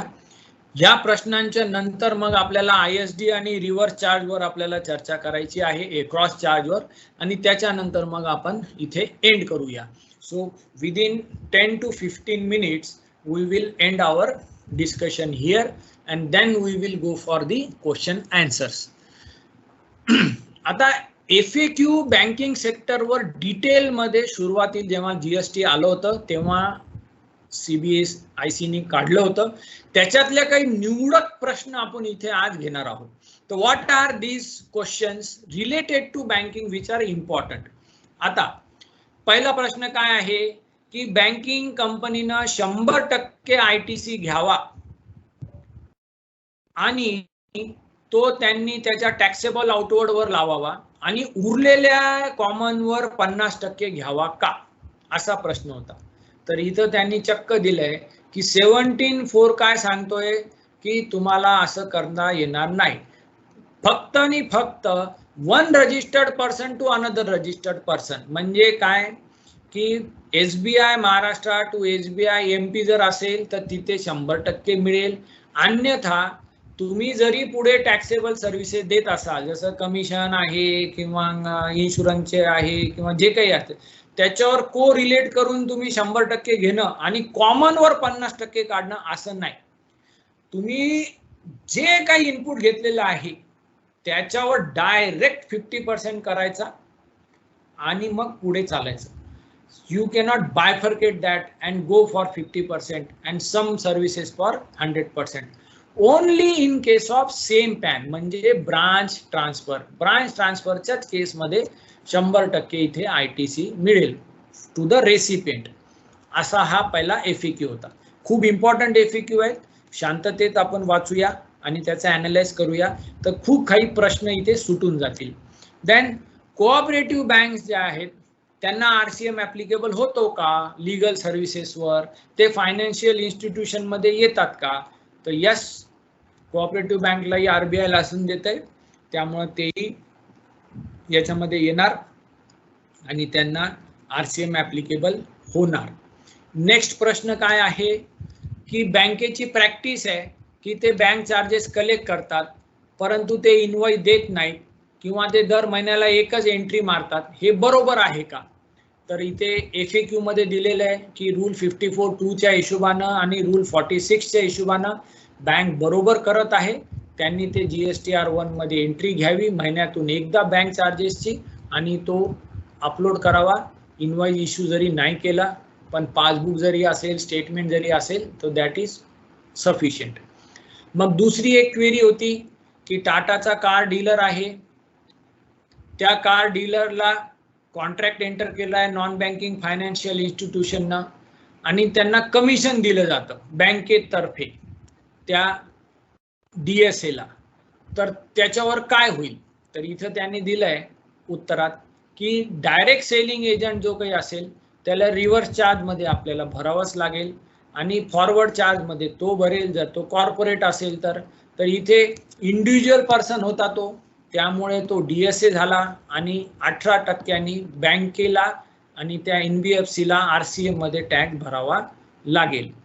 देन सिक्युरिटी गार्डच्या सर्व्हिसेस घेतात पोलीस डिपार्टमेंट कडनं बँक्स किंवा सिक्युरिटी सर्व्हिसेस सुद्धा दुसऱ्याकडनं घेतात, तर इथे RCM ची ऍप्लिकेबिलिटी होईल. जे काही central government, state government, local authority कुणाकडनंही त्या सर्व्हिसेस घ्या तर येईल. फक्त तिथं बॉडी कॉर्पोरेट असेल तो सिक्युरिटी प्रोव्हायडर तर नसेल, पण नॉन बॉडी कॉर्पोरेट असेल तर RCM त्यांना ऍप्लिकेबल होईल. मग इमूव्हेबल प्रॉपर्टीचा रेंट जे बँकिंग सेक्टरमध्ये होते ते स्टेट गव्हर्नमेंटच्या, सेंट्रल गव्हर्नमेंटच्या पण प्रिमायसेस मध्ये होतात, तर तिथे RCM भरावा लागेल बँकर्सला त्या रेंटवर. Then banks required to capture, whether banks required to capture ATM addresses, पूर्ण भारतात, पूर्ण महाराष्ट्रात सगळीकडे ATMs राहतात, तर ते काय प्लेस ऑफ बिझनेस मध्ये ऍड करणे का? तर इथे दिले गरज नाही, not required. The ATM addresses while applying for registration they need not be taken being they do not constitute as a place of business. Actually जर बघितलं गेलं तर कॅश टाकणे, डिपॉझिट करणे, विड्रॉल करणे तर खूप साऱ्या सर्व्हिसेस होतात, परंतु एवढं सगळं त्यांना नोट करणे हे शक्य होत नाही. आणि आता तर ATM सुद्धा कमी झालेत, आता तर ते डिजिटल इक्विपमेंट झाले UPI चे, तिथे स्कॅन करा आणि तिथेच पेमेंट करा, त्यामुळं आता ATM सुद्धा कमी होत चाललेले आहेत. UPI ते सगळ्या सर्व्हिसेस पुढे झाल्यात, डिजिटल पेमेंट्स खूप वाढले आहेत, तर त्यामुळे यांचे आपल्याला रजिस्ट्रेशन मध्ये नोंद करायची गरज नाही ATMच्या पत्त्यांची. नंतर काय प्रश्न आहे, whether it is necessary for bank to report exempt interest income in table 8 of GSTR1. तर इथं दिलेलं आहे yes, in absence of any specific information they are required. म्हणजे काय झालंय की बँकरला किती इन्कम होत आहे पूर्ण वर्षभरात त्या क्वार्टरमध्ये ते त्यांनी व्याजामध्ये टाकावं, म्हणजे नॉन टॅक्सेबल झालं, ते एक्झम झालं. टॅक्सेबल कमिशन वमिशन ते टाकावं, म्हणजे त्यांचे टोटल रिसिप्ट त्या GSTR1 आणि 3B टॅली व्हायला पाहिजे. परंतु अनेकदा बँकर इंटरेस्ट टाकत नाही, they must be having a different view, but according to the law specific exemption त्यांना नाहीये. तर इंटरेस्ट जो काही एक्झम्प्ट आहे त्या महिन्यामध्ये त्या क्वार्टर मध्ये त्यांनी तो 3B मध्ये आणि GSTR1 मध्ये घ्यायला पाहिजे.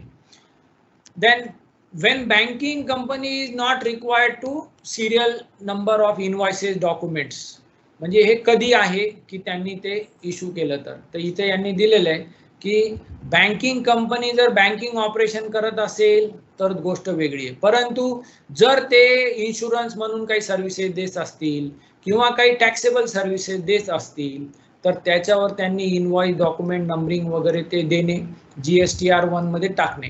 परंतु त्यांना काही असं रिस्ट्रिक्शन नाहीये, ते कन्सॉलिडेटेड स्टेटमेंट किंवा इनवॉइस सुद्धा देऊ शकता, पण काहीतरी एक आयडेंटिफिकेशन नंबर टाकणे ज्याच्याने ते GSTR1 मध्ये येईल आणि पुढे त्याचा आपल्याला उपयोग करता येईल to linked.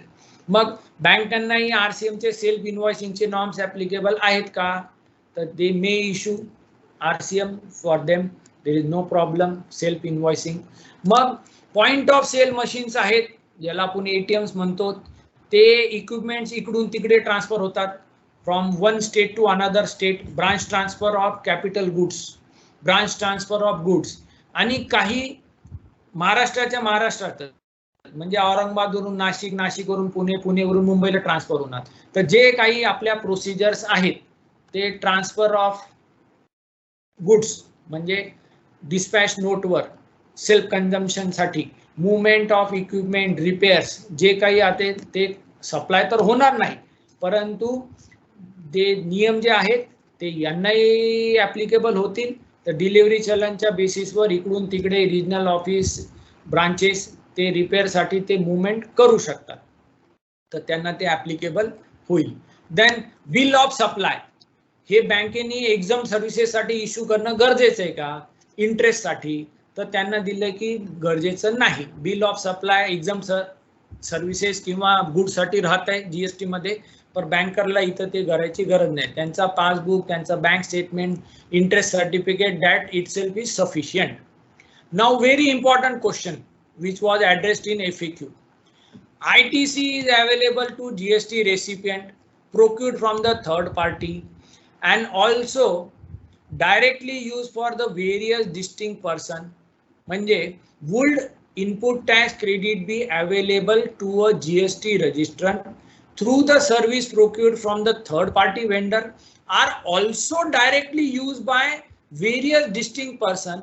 In such cases is distribution of ITC is done mandatorily through ISD mechanism. म्हणजे इथे खूप मोठा मुद्दा क्वेश्चन मध्ये टाकलाय.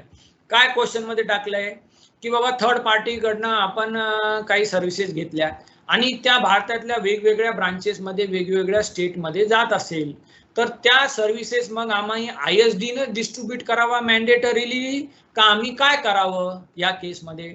हा खूप मोठा खुलासा FAQ मध्ये दिलेला आहे. याच्यावर सुद्धा पुढे आपण चर्चा करणार आहोत, कारण की मला ISD आणि क्रॉस चार्जचे पण काही इश्यूज विचारण्यात आले, तर त्याचं उत्तर पण इथे मिळणार आहे. तर yes, ITC can be availed by the GST रजिस्ट्रंट, म्हणजे HO ITC घेऊ शकेल. मग कन्सॉलिडेटेड मॅनरनं ते थर्ड पार्टी इनवॉइस त्याला देईल आणि मग ते furtherance and course of business मध्ये ते same can be given to other state, जसं statutory audit fees, advertisement, marketing expenses, consultancy services. आणि इथं त्यांनी काय दिलंय, the same needs to be appropriately invoiced or, म्हणजे आयदर ऑर आहे. एक तर तुम्ही क्रॉस चार्जचा इनवॉइस रेस करा from Maharashtra SBI to MP SBI, or you distribute through ISD mechanism as a distinct person who actually uses these services. म्हणजे हे खूप मोठा इथं खुलासा आहे की तुम्ही इनपुट सर्व्हिस डिस्ट्रीब्युशन मध्ये जाणार आहात का हे ठरवा, किंवा तुम्ही अप्रोप्रिएटली याला इनवॉइस रेस करणार आहात for the services, business auxiliary services, तर ते इनवॉइस करा. म्हणजे यू कॅन डू दॅट. हे FAQ मध्ये आलेला आहे. तो व्हेरी इम्पॉर्टंट की ISD का क्रॉस चार्ज हा पुढे जेव्हा मुद्दा येईल तेव्हा इथे आपल्याला परत याला व्हिजिट करावं लागेल. नेक्स्ट क्वेश्चन की बँक सेपरेट रजिस्ट्रेशन घेणं गरजेचं आहे का बिझनेस व्हर्टिकलला दे गोल्ड वगैरे, जसं सोन्याचे शिक्के, चांदीचे शिक्के ते विकतात दिवाळीला, अक्षय तृतीयाला वगैरे, आणि त्याच्यावर त्यांनी 50% ITC घ्यावा का? तर बँक सेपरेट रजिस्ट्रेशन घेऊ शकते ब्रोकिंगसाठी, इन्शुरन्ससाठी किंवा बुलियनच्या बिझनेससाठी, आणि त्या स्पेसिफिक साठी सेपरेट त्यांना व्हर्टिकल्स आहेत, त्यांनी त्याच्यावर ते मेंटेन ठेवावं. आणि त्यांनी जर तसं नाही केलं असेल तर त्यांना ते रजिस्ट्रेशनला पूर्ण 50%च अप्लाय होईल ITCचा, मग बुलियनसाठी ते वेगळं करू शकणार नाही. But they can obtain, if they obtain it then it is okay. They have to keep the separate books of accounts and record for that bullion business. So separate business व्हर्टिकलचं registration ते घेऊ शकतात. नाही घेतलं तर 50%चा formula इकडे त्यांनाही लागू होऊन जाईल. Then next, where there is a supply of goods or services between registered branches of a banking company. म्हणजे परत हाच आला की HO एका स्टेटमध्ये किंवा ब्रांचेस महाराष्ट्राच्या, मग दुसरी ब्रांच आंध्राची, त्या दोघांमध्ये जे काही सर्व्हिसेस होणार, ते जे काही चार्ज करणार, तर त्याच्यावर 50%चा ऑप्शन लागू होईल का? तर इथं दिलंय yes, recipient branch will get 100% credit. The second proviso of 17(4) expressly provide that the restriction of 50% shall not apply from one registered person to another registered person. म्हणजे SBI Maharashtra to SBI MP, SBI MP to SBI Andhra, तिथे हे applicable होणार नाही. मग next important आहे की जो provision आहे आपली सेक्शन 18(6) ची 50% ची टॅक्सेबल आणि एक्झाम सप्लायची जी रिव्हर्सलची आहे, ती कॅपिटल गुड्सलाही अप्लाय होणार का? Yes, it will B applicable. पण जर 50%च्या याच्यामध्ये गेलो आपण तर मग ते प्रपोर्शनेटली तिथं ऍप्लिकेबल होईल, आणि मग उरलेला याच्यावर ते कॅपिटलचा आपल्याला रेशो काढावा लागेल. Then place of supply account holder केसमध्ये काय राहील? तर it's a address on record. ते आपण बघितलेलं आहे, सुरुवातीला पण बघितलं आपण की who is account holder, what is the place of address on account holder record. आणि त्या सोडून जर काही सर्व्हिसेस असतील तर मग जनरल रूल आपल्याला अप्लाय होईल. Next, which services do not qualify as a services to the account holder. हे खूप इम्पॉर्टंट आहे की कोण अकाउंट होल्डर आहे, कोण नाही. अकाउंट होल्डर ज्याच्यावर व्याज आहे तो येईल, ज्याच्यावर नाहीये तो येणार नाही. तर मग कोणत्या सर्व्हिसेस, जसं फायनान्शियल लीज दिलेली आहे इक्विपमेंटची, it is not to the account holder. मग मर्चंट बँकिंग आहे, ज्याच्यामध्ये आपण सिटी बँकच्या, HDFCच्या त्याच्या स्कीम मध्ये राहतात मर्चंट बँकिंग. मग security, stock market, exchange, foreign exchange, broking services, त्याला हा रूल अप्लाय होणार नाही अकाउंट होल्डरचा, त्याला जनरल रूल अप्लाय होईल. मग assets management, portfolio services, PMS, management consultancy, pension fund, advisory services, portfolio management services, अशा वेगवेगळ्या सर्व्हिसेस राहतील. त्या केसेसमध्ये आपल्याला लोकेशन ऑफ द रेसिपियंट बघावं लागेल. ते जे काही रजिस्टर्ड आपल्याला ॲड्रेस देतील त्या बेसिसवरून आपल्याला ते करावं लागेल. आता नेक्स्ट इम्पॉर्टंट आहे इंटरमिजिएटरी सर्व्हिसेस. माझी इंडियाच्या बाहेर पण शाखा आहे.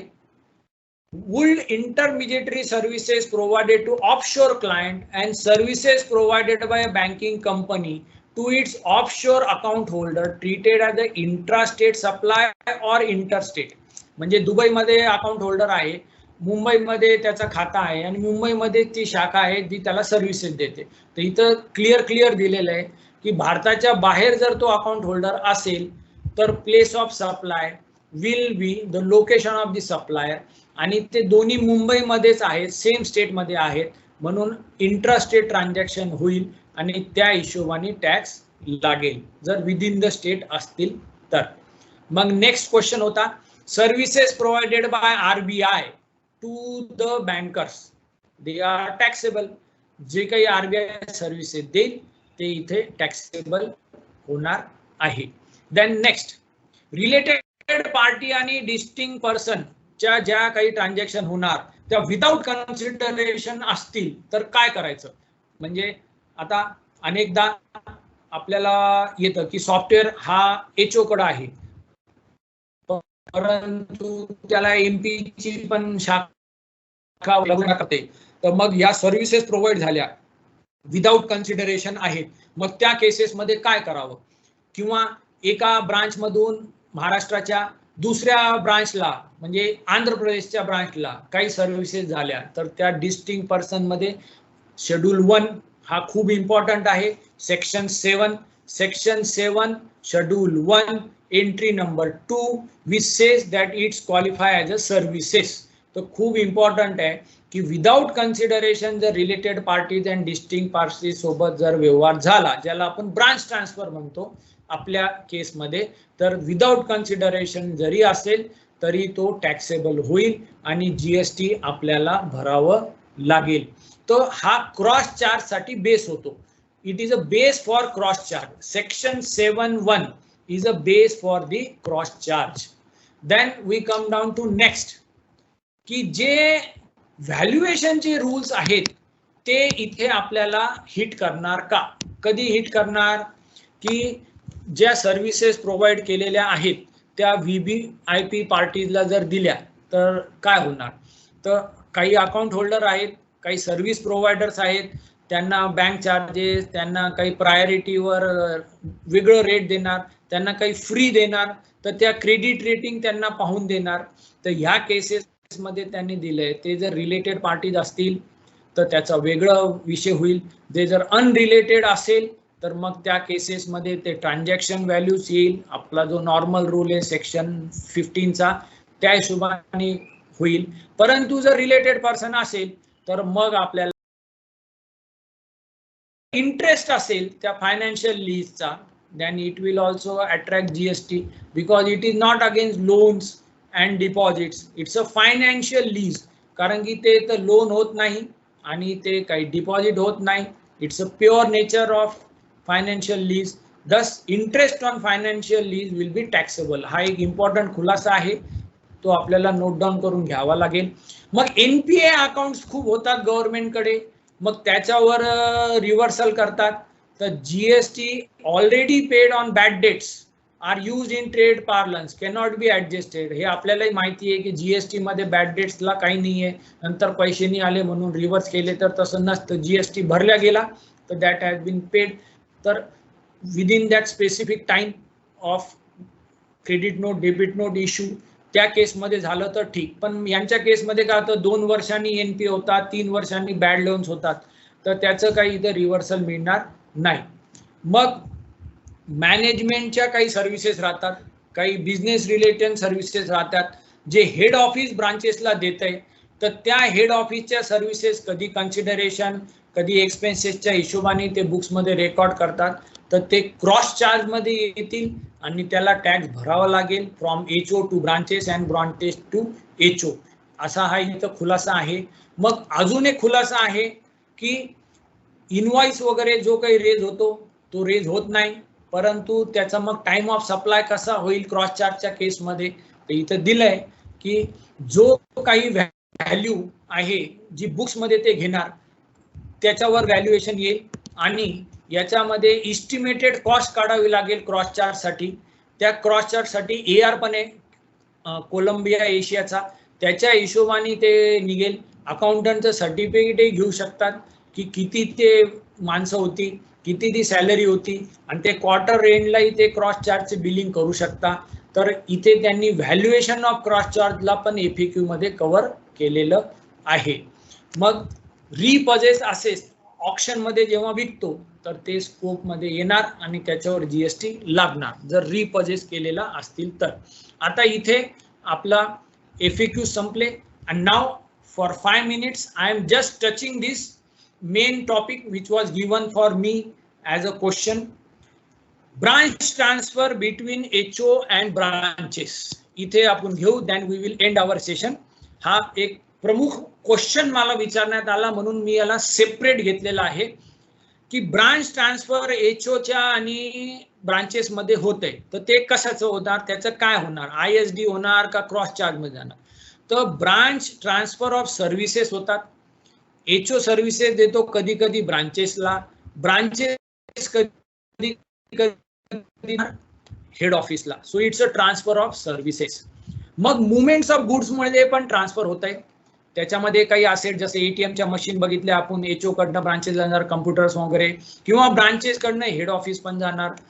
तर इथे जर स्टेट बदलला from one state to another तर तो ब्रांच ट्रान्सफर मध्ये जाणार. मग गुड्स जाणार तेही टॅक्सेबल होणार, सर्व्हिसेस जाणार तेही टॅक्सेबल होणार. का तर आपल्याला सेक्शन 712 शेड्यूल 1 अँड 2 म्हणजे सेक्शन 7 चा शेड्यूल 1 ची 2 नंबरची entry, supply of goods or services or both between related or distinct person specified in section 25 when made in the course or furtherance of business with or without consideration that is a taxable.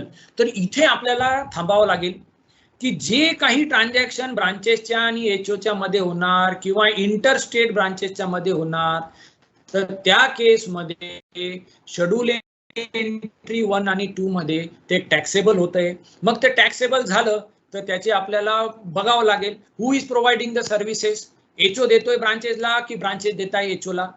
मग याच्यामध्ये service tax मध्ये आधी centralise billing होतं, कारण की तिथे पूर्ण भारताला एकच सर्व्हिस टॅक्स होता, तर सगळ्या बँका सेंट्रलाइज बिलिंग करायच्या आणि सेंट्रलाइज म्हणून तिथे सेंट्रलाइज बिलिंग. आता इथे काय झालंय, डिसेंट्रलाइज अप्रोच सुद्धा घेतलेले, स्टेट वाईज ते बिलिंग वेगवेगळी करतात.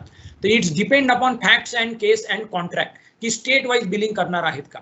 मग याच्यामध्ये आपल्याला हे पण बघणं आहे की थर्ड पार्टी कोणी सर्व्हिसेस देतेत का एचओला किंवा ब्रांचेसला, मग त्यांच्या नावानं बिलिंग आहे का. मग अकाउंट होल्डरला जनरली ब्रांचेसच सर्व्हिसेस देतात. तर जरी तो अकाउंट होल्डर, जसं एक्झाम्पल आपण घेतलं की दिल्लीला तो नोकरी करतोय पण त्याचा ऍड्रेस मुंबईचा आहे आणि मुंबईमध्ये ती शाखा आहे, तर तीच ब्रांच त्या अकाउंट होल्डरला सर्व्हिसेस देते, तर ती दिल्ली ब्रांच देत नाही, तर ते पण ट्रान्झॅक्शन आपल्याला बघायला पाहिजे. मग सॉफ्टवेअर सर्व्हिसेस राहतात जिथे एचओ हा जनरली सर्व्हिसेस देतो ब्रांचेसला, हे क्रॉस चार्ज मध्ये येतील. मग cost of the branch transfer खूप इम्पॉर्टंट आहे की कसं काढणार. कोलंबिया एशियाचा एआर आहे कर्नाटकाचा, तिथं त्यांनी दिलेलं आहे की कसं व्हॅल्युएशन करायचं, कॉस्ट काढायची, किती माणसं होती प्लस 10% करून ते करणार. मग त्याची बिलिंग, ब्रांच ट्रान्सफरची बिलिंग मंथली करू शकता, क्वार्टरली पण त्यांना अलाउ केलेलं आहे, 6 मंथली और अॅन्युअली सुद्धा करू शकता. So bank has always a cross charge mechanism between one branch to the another branch of the state or from HO to the another branch of the different states between distinct and related person because they are providing the services. आता मुद्दा कुठे येतोय, मुद्दा येतोय की मग ISD काय आहे, मग ISD येणार का नाही येणार. आता इथे आपण थोडंसं बघूया what is ISD. ISD is a concept borrowed from service tax. तिथे काय व्हायचं, तिथे ब्रांच ट्रान्सफरवर टॅक्स नाही लागायचा. जीएसटी मध्ये आता सेक्शन 7(1) शेड्यूल 3(2) मध्ये पण आलेलं आहे की ट्रान्सफरवर टॅक्स लागेल विथ कन्सिडरेशन और विदाउट कन्सिडरेशन. तर ह्या केसमध्ये जेव्हा branch transfer now has become taxable, तर इनपुट सर्व्हिस डिस्ट्रीब्युटरचं जे प्रभाव आहे ते कमी झाले. सर्व्हिस टॅक्स मध्ये ते होतं, आता जीएसटी मध्ये त्याचा प्रभाव कमी झाला. का झाला, कारण की जर तिथे सर्व्हिसेस प्रोव्हाइड झाल्या विथ और विदाउट कन्सिडरेशन तर तो स्कोप ऑफ सप्लाय मध्ये येणार आणि तो टॅक्सेबल होणार. म्हणून आता सर्व बँकर्स काय करतात, they charge under cross charge. तर ह्या केसमध्ये काय झालंय की सर्व्हिस टॅक्स कायद्यामधून जीएसटीचा जन्म एक झाला, म्हणजे व्हॅट कायदा, सर्व्हिस टॅक्सचा कायदा, एक्साइजचा कायद्यामधून जीएसटी जे प्रोव्हिजन्स आले तर ISD तशाच त्यांनी घेतल्या. परंतु आपल्या व्हॅट मध्ये ब्रांच ट्रान्सफरला आपण टॅक्स लावायचो, तर तिथे जीएसटी मध्ये सुद्धा ब्रांच ट्रान्सफरला टॅक्स लावला. तर ही जी व्हॅट प्रोव्हिजन ब्रांच ट्रान्सफरची आणि ही सर्व्हिस टॅक्सची जी प्रोव्हिजन आली ISDची, त्याच्यामध्ये ISDची प्रोव्हिजन खाली गेली because it has become now just a facility. आणि टॅक्सेबिलिटी जी मूळ आहे आपली सेक्शन 7 ते वरती आली, म्हणजे cross charge has come up. Now cross charge is very important. ISD मध्ये कुणी गेलं तर ते फक्त तिथे बिलिंग घेणार सेंट्रलाइज लोकेशनवर आणि मग ते पुढे डिस्ट्रीब्यूट करणार त्यांच्या इनपुट सर्व्हिसेस. त्या केसेस आता खूप कमी झाल्यात, कारण की समवेअर और somehow with or without consideration distinct and related person मध्ये टॅक्सेबिलिटी येते. त्यामुळे ISD चे ऑफिसेस हे जनरली आता कमी होत गेले. सर्व्हिस टॅक्स मध्ये ही कन्सेप्ट होती, सुरुवातीला GST मध्ये पण आली, पण नंतर हळूहळू ती मागं पडली because it's a option. So what was the best option? तो best option was not to go into ISD but to grow into cross charge. कारण की क्रॉस चार्ज हा मॅन्डेटरी होऊन जातो की तिथे आपल्याला ITC मग जो काही आलेला असेल किंवा जी काही सर्व्हिसेस प्रोव्हाइड केली विथ और विदाउट कन्सिडरेशन ते आपल्याला भरणं गरजेचं झालं. आणि आधी काय होतं, सेंट्रलाइज अकाउंटिंग होती, आता त्यांनी डिसेंट्रलाइज सुद्धा केली. स्टेट वाईज वेगळे GST नंबर आहे, तर त्याच्यावर ते रेकॉर्ड वेगवेगळे ठेवतात. तर इथे क्रॉस चार्जचं एक्झाम्पल पण आपण घेतलेलं आहे.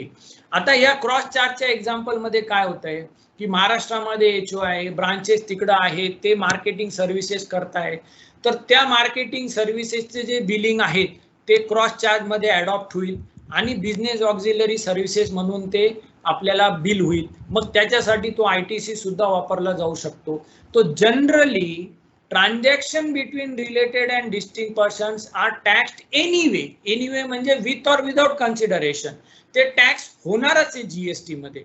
जेव्हा GST मध्ये त्या ट्रान्झॅक्शनला टॅक्स लागणार आहे तर मग ISD फॅसिलिटी ही मॅन्डेटरी होत नाही, त्याच्यामध्ये कुणी भानगडीत जास्त ISDच्या जात नाही आणि ते क्रॉस चार्ज मध्ये टॅक्स पे करतात. मग टॅक्स पे सेक्शन 7 मध्ये केलेला जातो, त्यामुळे ISD ची कन्सेप्ट मागं पडली. So it also become compliance of law due to cross charge. आता क्रॉस चार्ज मध्ये व्हॅल्युएशनचा मुद्दा, तर व्हॅल्युएशन साठी त्यांनी ITC दिलंय की तुम्हाला ITC मिळेल from one registered person to another. तरी सुद्धा या केसेस मध्ये आपल्याला हे बघणं गरजेचं आहे की we properly value that cross charge. आता ISD आणि क्रॉस चार्ज मध्ये काय फरक आहे?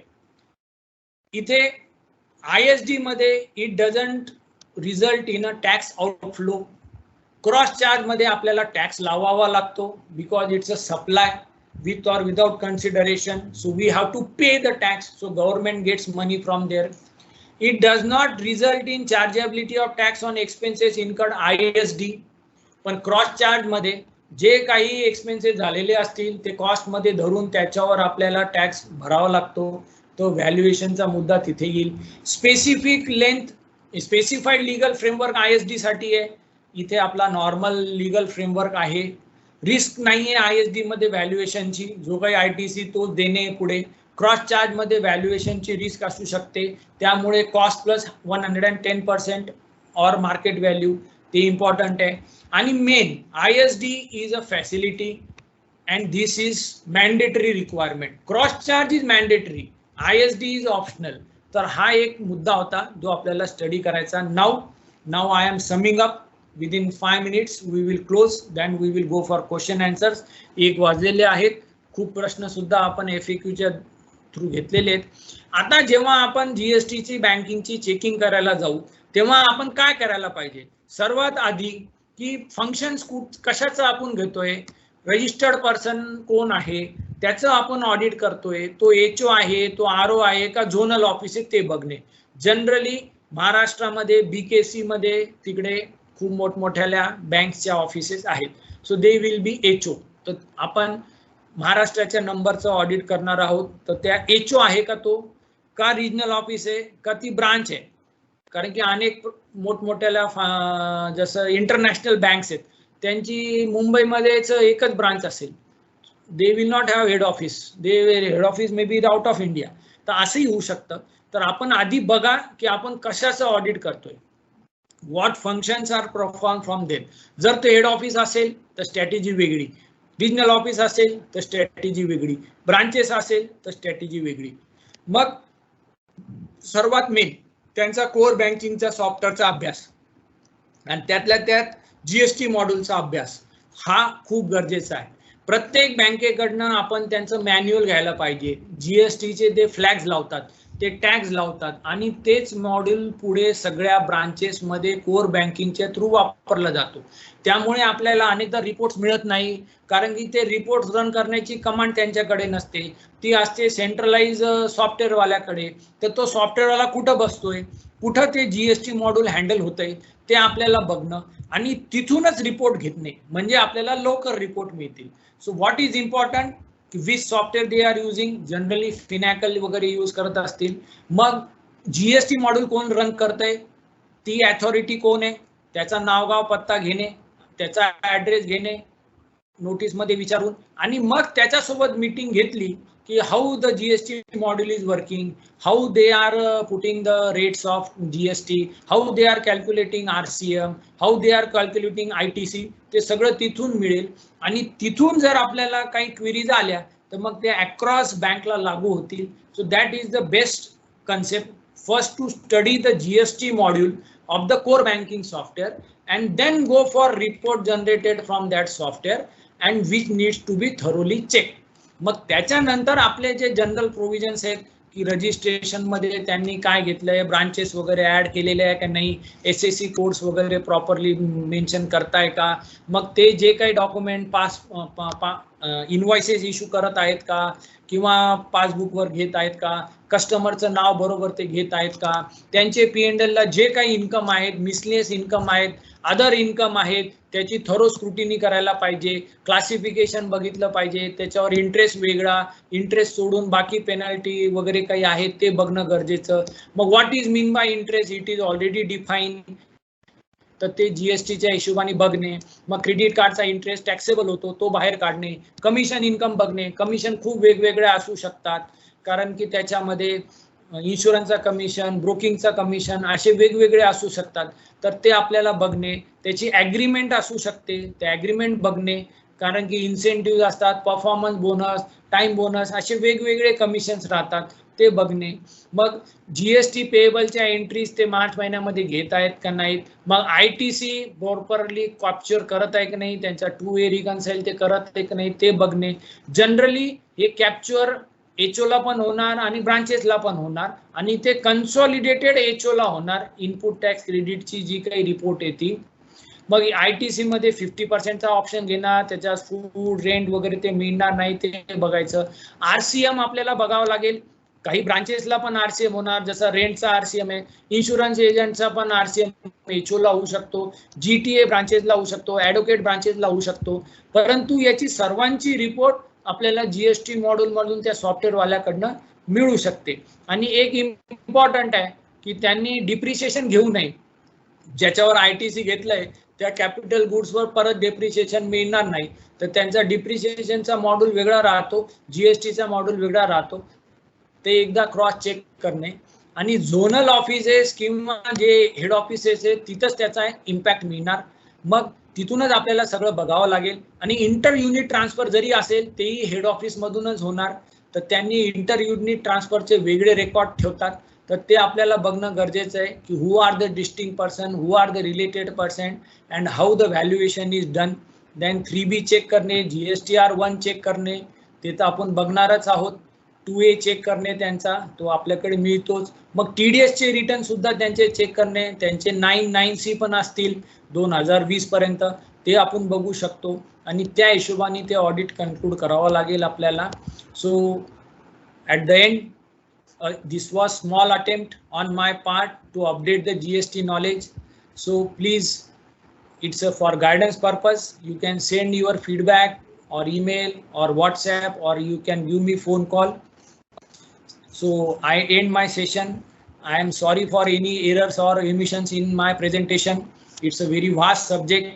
I have given my opinion. Your opinion may be differing, but with this, I thanks to the Commissioner Sir, Sanjeev Kumar Sir, thanks to Mane Sir, thanks to Shaligram Sir, thanks to Ashish Ji, and thanks to all the participants who have given their important time. तुम्ही सगळे assistant commissioner, deputy commissioner, joint commissioner खूप मोठे कामं करतात. 60% of revenue come from you all people, and your important time I have taken today.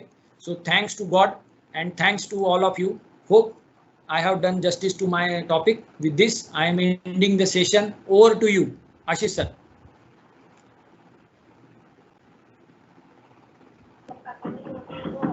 Sir thank you very much.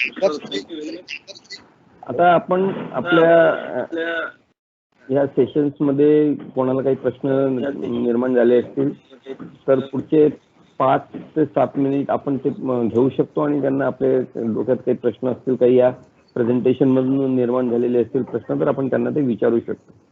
फक्त एकच request आहे की ज्याला बोलायचं असेल त्याच्याशिवाय दुसरे सगळ्यांनीच आपले जे माईक आहेत ते म्यूटवर ठेवायचे, म्हणून जेणेकरून आपल्याला सगळ्यांना ते नीट हँडल करता येईल. थँक्यू.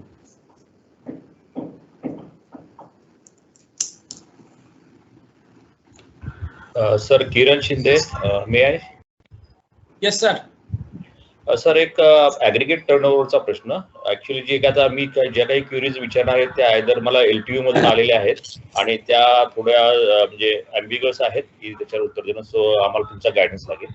फर्स्ट ऑफ ऑल अशी एक केस कन्सिडर करा की basically the taxpayer is having a rent income, commercial rent income which is of 10 lakhs rupees, and that taxpayer is involved in the security transactions. Actually security transactions are not covered under the definition of a goods or services. परंतु aggregate turnover साठी suppose तो वर्षामध्ये एक 40 लाखाच्या securities bye करतो, sale करतो. आता bye किंवा सेल करत असेल आपण धरूया सप्लाय करतो, तर त्याचं ट्रान्झॅक्शन हे 40 लाख रुपयाचं सिक्युरिटी सेलचं ट्रान्झॅक्शन आहे आणि 10 लाख रुपये त्याचं रेंटिंग इन्कम जे आहे, जे कमर्शियल प्रॉपर्टीचं which is taxable under the GST. तर आता हे सिक्युरिटी ट्रान्झॅक्शनचा जो काही सेल असतो बेसिकली हा नंबर ऑफ लॅक्स मध्येच असतो, कारण तो करत असताना. तर ऍग्रिगेट टर्नओव्हर कॅल्क्युलेट करते वेळी सिक्युरिटी ट्रान्झॅक्शनचा 40 लाखाचा जो मी सेल केलेला आहे प्लस माझे जे हे 10 लाख रुपये टॅक्सपेयरचे जे रेंटिंग ऑफ कमर्शियल प्रॉपर्टी मधून आलेले आहेत, तर अशा टोटल टर्नओव्हर म्हणजे जो 50 लाखचा झालेला आहे तर त्याला रजिस्ट्रेशन घ्यावं लागेल की नाही? रजिस्ट्रेशन घ्यावं लागेल. कारण सर बेसिकली हा सिक्युरिटी ट्रान्झॅक्शन जर गुड्स अँड सर्व्हिसेस मध्ये येतच नाहीये, त्याचा सप्लायच होत नाही. नॉन जीएसटी जरी असेल तरी ऍग्रिगेट टर्नओव्हर मध्ये येऊन जातात. ओके, म्हणजे ते एक्झेम्प्टेड सप्लायच्या टर्न डेफिनेशन मध्ये नॉन GST सप्लाय आहे, पण सर ह्याला आपण सप्लाय म्हणू शकतो का? नाही, सप्लाय नाही आहे ते, पण नॉन GST सप्लाय मध्ये येऊन तो tax, it is not taxable but it's a non GST, म्हणून त्याला रजिस्ट्रेशन घ्यावं लागेल. ओके. जसं पेट्रोल पंप डीलर आहेत आपल्याकडे, petroleum products are not involved, securities are not goods, they are also not services, but these are transaction, तर ते non GST मध्ये जातं. जसं लँड सेल केलंय मी, if I am a builder, it's a land sale, it's a non GST immovable property, but I have to take registration. It is not taxable, but registration घ्यावं लागेल. Sir, this is Gorde. Want to ask the question about the 17.4. Am I audible? हो sir. Sir, 17.4 नुसार the section says that the banking company may avail 50% and 50% shall lapse. That is the mandate of the section, that the 50% gets lapsed. Whether there is a possibility of reclaim of that lapse credit? If reclaim means की तो ratio चुकला का 50% calculate करण्याचा? No sir, ratio is right, but subsequently it happened that there is some sort of supply had not happened. म्हणजे समजा आपण असं उदाहरण घेऊ की त्यांचा 10 लाखाचा ITC होता, त्यांनी 5 लाख रुपयाचं अवेल केलं, परंतु त्या 10 लाखामध्ये 1 लाखाचा त्यांचं one registered person to another registered person ज्याच्यावर 100% ITC मिळतो तो होता, पण त्यांनी तो या रेशो मध्ये घेऊन टाकला, असं ना? नाही सर, असं गृहीत धरा की माझा 10 लाख रुपयाचा ITC होता. ITC होता and I have availed 5 lakh rupees ITC as a result of 17.4, but somehow that 10 lakh rupees ITC चा supply had not happened for some or other reason. The service was deficient. Therefore that transaction is reversed. Whether I can claim now the 5 lakh rupees or I can claim 10 lakh rupees. नाही, याच्या केसमध्ये काय eligible ITC जर change झाला तर तो 50%चा रेशोही change होईल, मग लॅब्सही चेंज होईल.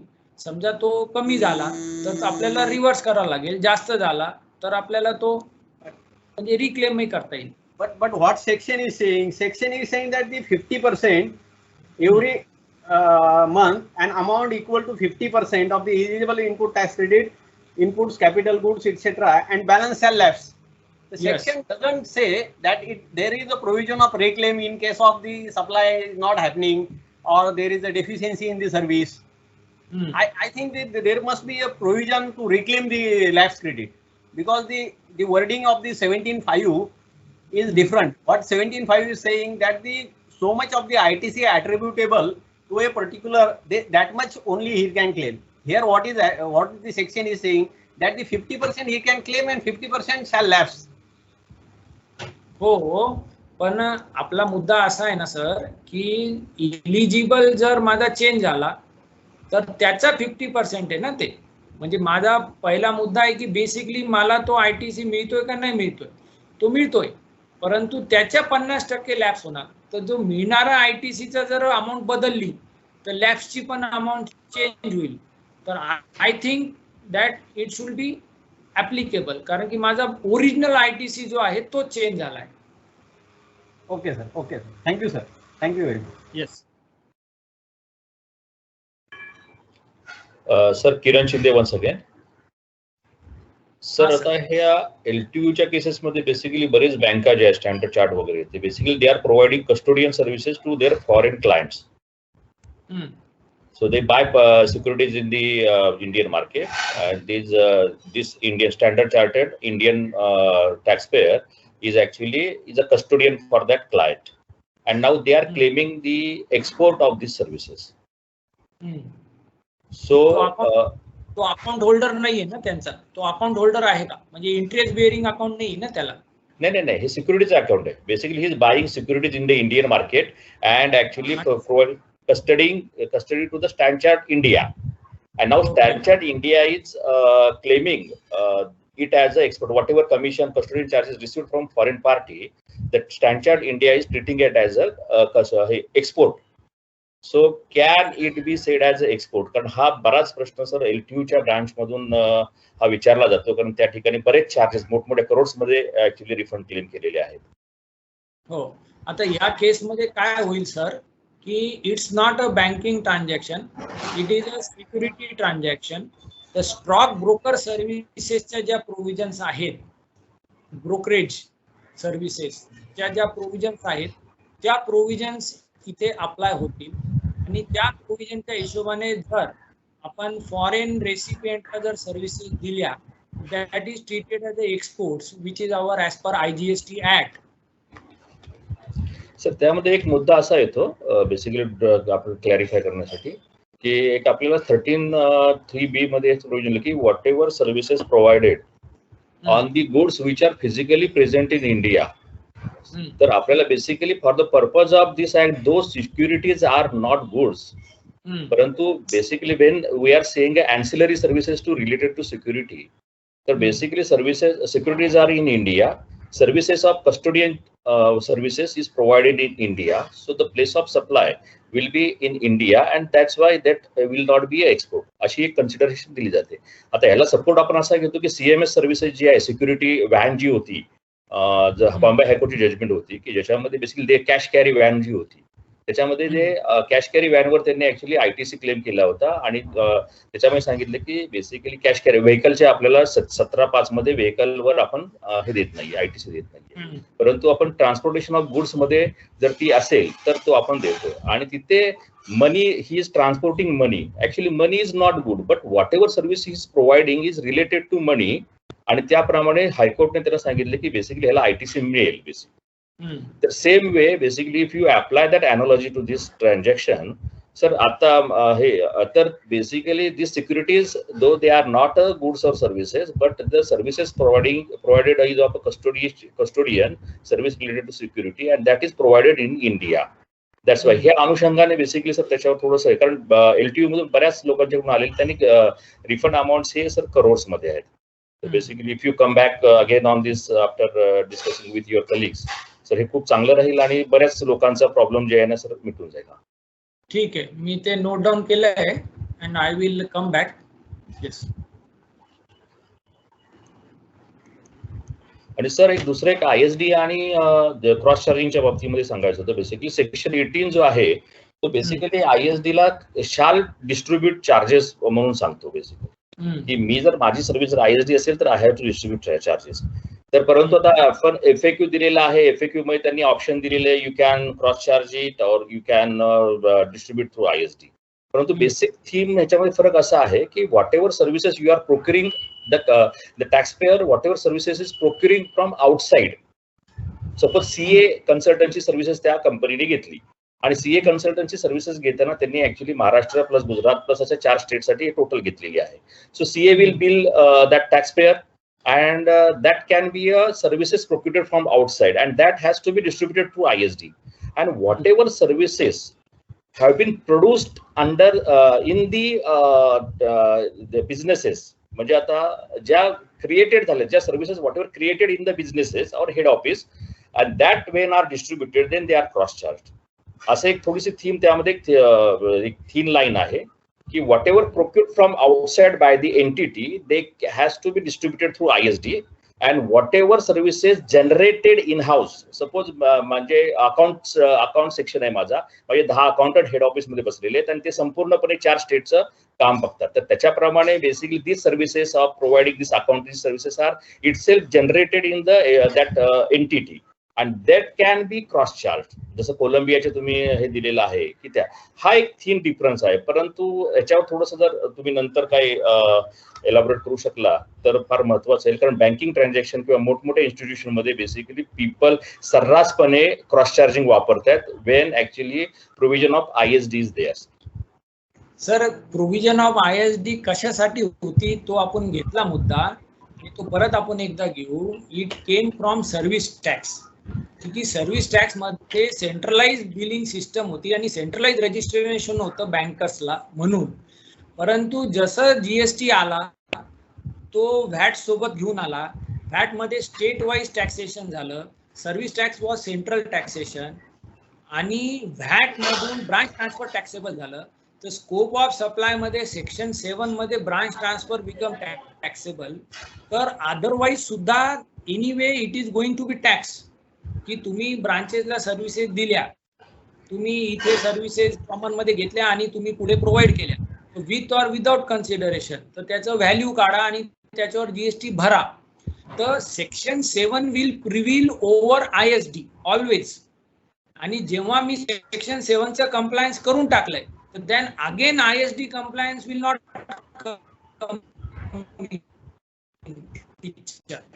तर त्यामुळे प्रत्येक जण आणि ISD हा मुद्दा माग का पडला, कारण की it was from service tax angle from centralise आणि आता ती कन्सेप्ट संपली. आपण डिसेंट्रलाइज मध्ये गेलो, स्टेट वाईज पूर्ण झालंय. तर त्यामुळे ब्रांच ट्रान्सफर टॅक्सेबल झाले. तर सेक्शन 7 विल ऑलवेज कम.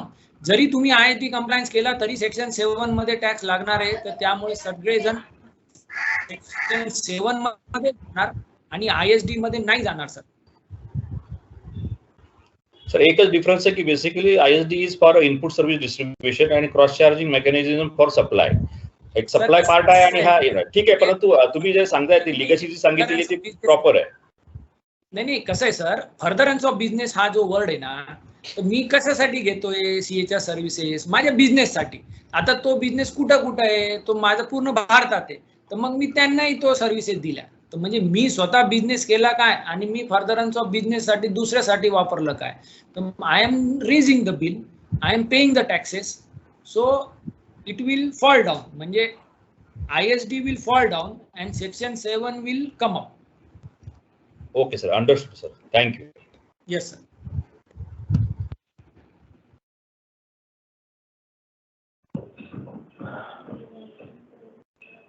मला वाटतं डिपार्टमेंट कडून येणारे प्रश्न आता संपलेले असतील.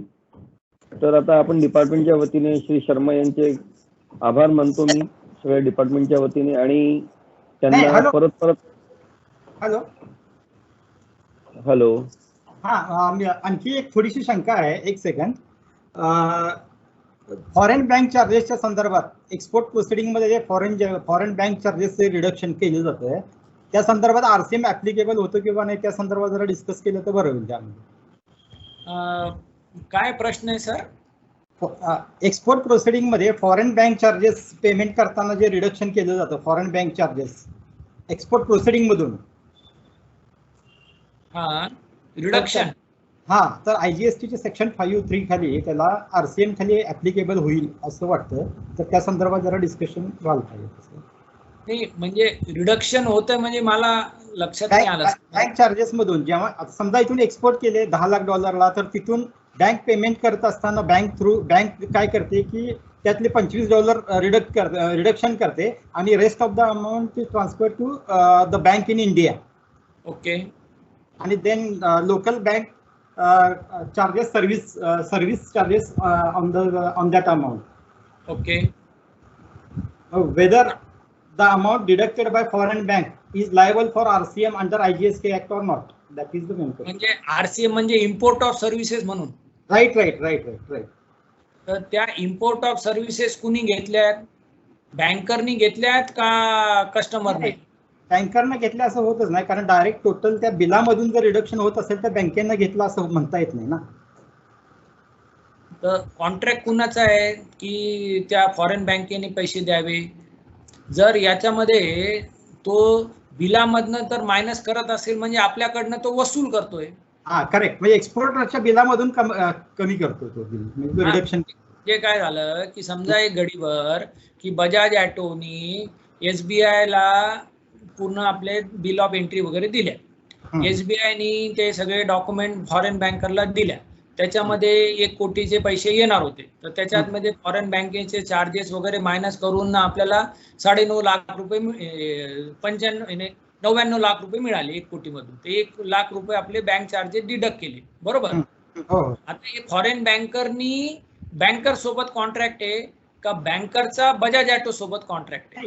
ह्यामध्ये कॉन्ट्रॅक्ट असं नसतंच ना भाई. तिथली लोकल बँक आहे ती मीडिएटर म्हणून काम करत असते नेहमी. नाही कसं आहे सर, म्हणजे आपल्याला एक इम्पॉर्टंट हे आहे की जर बँकर पैसे वसूल करत असेल अदर चार्जेसचे तर ते त्यांना टॅक्सेबलच होणार आहे, बरोबर. कारण की बँकरचा तो इन्कम झाला. आणि राहिली गोष्ट की import of services, import of services for business, it is covered under IGST. Right. तर ते इम्पोर्ट जर सर्व्हिसेस केल्या बँकरनं थर्ड पार्टीकडनं तर त्याला IGST भरावा लागणार. नाही पण तो बँकरला भरावा लागणार की एक्सपोर्टरला, इंडियन एक्सपोर्टरला भरावा लागणार? बँकरनी भरायला पाहिजे, कारण की एक्सपोर्टरचा कॉन्ट्रॅक्ट तर इंडियन बँकर सोबत आहे, फॉरेन बँकर सोबत नाहीये. फॉरेन बँकरच्या सर्व्हिसेस इंडियन बँकरनं घेतल्या आणि इंडियन बँकर त्याच्यावर भरेल आणि इंडियन बँकर याच्या पैशातून ते कापून घेते. That is a different transaction. नाही सर, कारण कसं आहे की टोटल एक्सपोर्टच्या अमाऊंट मधून जर डायरेक्ट कमी होत असेल तर मधल्या म्हणजे इंडियन बँकरचा मध्ये संबंध येत नाही ना, कारण बँकर टोटल ती अमाऊंट रिडक्शन होऊन बाकीची अमाऊंट इथल्या बँकेकडे ट्रान्सफर केली जाते. आता याच्यामध्ये कसं आहे, कॉन्ट्रॅक्ट कुणासोबत आहे? फॉरेन बँकर सोबत आहे का इंडियन बँकर सोबत आहे बजाज ऑटोचा? ते बघा.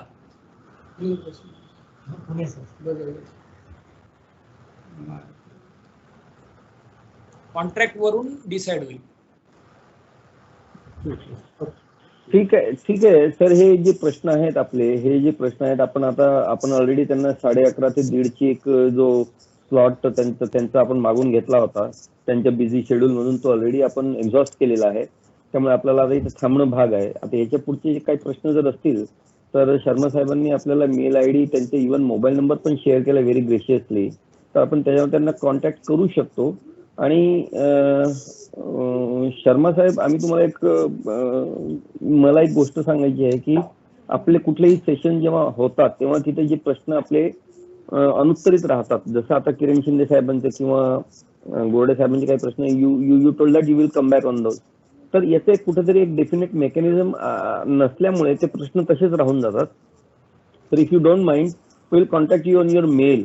तुमच्या मेलवर आम्ही तुम्हाला कॉन्टॅक्ट करू 15 दिवसांनी आणि जर तुम्हाला रिमाइंड करू, जर ते उत्तरं जर आम्हाला मिळाले तर आम्ही ते आमचे जे सगळे ऑफिसर्स आहेत त्यांना आम्ही ते पाठवून देऊ, ज्यांचे प्रश्न असतील त्यांना सुद्धा आणि बाकी जे पार्टिसिपंट्स आहेत त्यांना सुद्धा.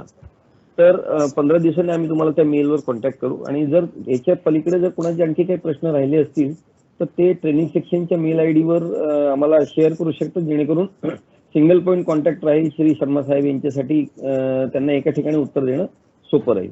तर अशा प्रकारे आपलं सेशन हे. आणि माझा मोबाईल नंबर अवेलेबल आहे सर. माझे YouTube चॅनल आहे, लोकमत मध्ये पण येतं. एनीबडी कॅन आस्क क्वेश्चन्स, काही प्रॉब्लेम नाही sir. It's always helping. 98220 79900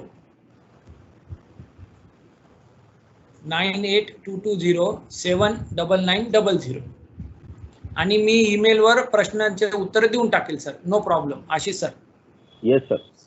so आम्ही आमच्या पूर्ण GST डिपार्टमेंट महाराष्ट्र स्टेट यांच्याकडून यांच्यातर्फे तुमचे आभार मानतो. तुम्ही तुमच्या बिझी शेड्यूल मधून आम्हाला जो वेळ दिला आणि rest assured that we will keep bothering you time and again. So तुम्हाला परत आम्ही बोलवत राहू. वेगवेगळ्या विषयांवर तुमचे जे एक्सपर्टीज आहे त्याचा आम्ही पूर्णपणे उपयोग करू. आणि जे आज जॉईंट कमिशनर्स आणि ऍडिशनल कमिशनर सुद्धा आपल्या बिझी शेड्यूल मधून वेळ काढून इथे आपले ह्या सेशनला अटेंड झालेले आहेत, त्यांचे सुद्धा मी आभार मानतो. आणि श्री शर्मा साहेबांचे परत एकदा मी आभार मानतो आणि आजचं हे सेशन आपलं कन्क्लूड झालंय असं मी डिक्लेअर करतो. Thank you very much sir.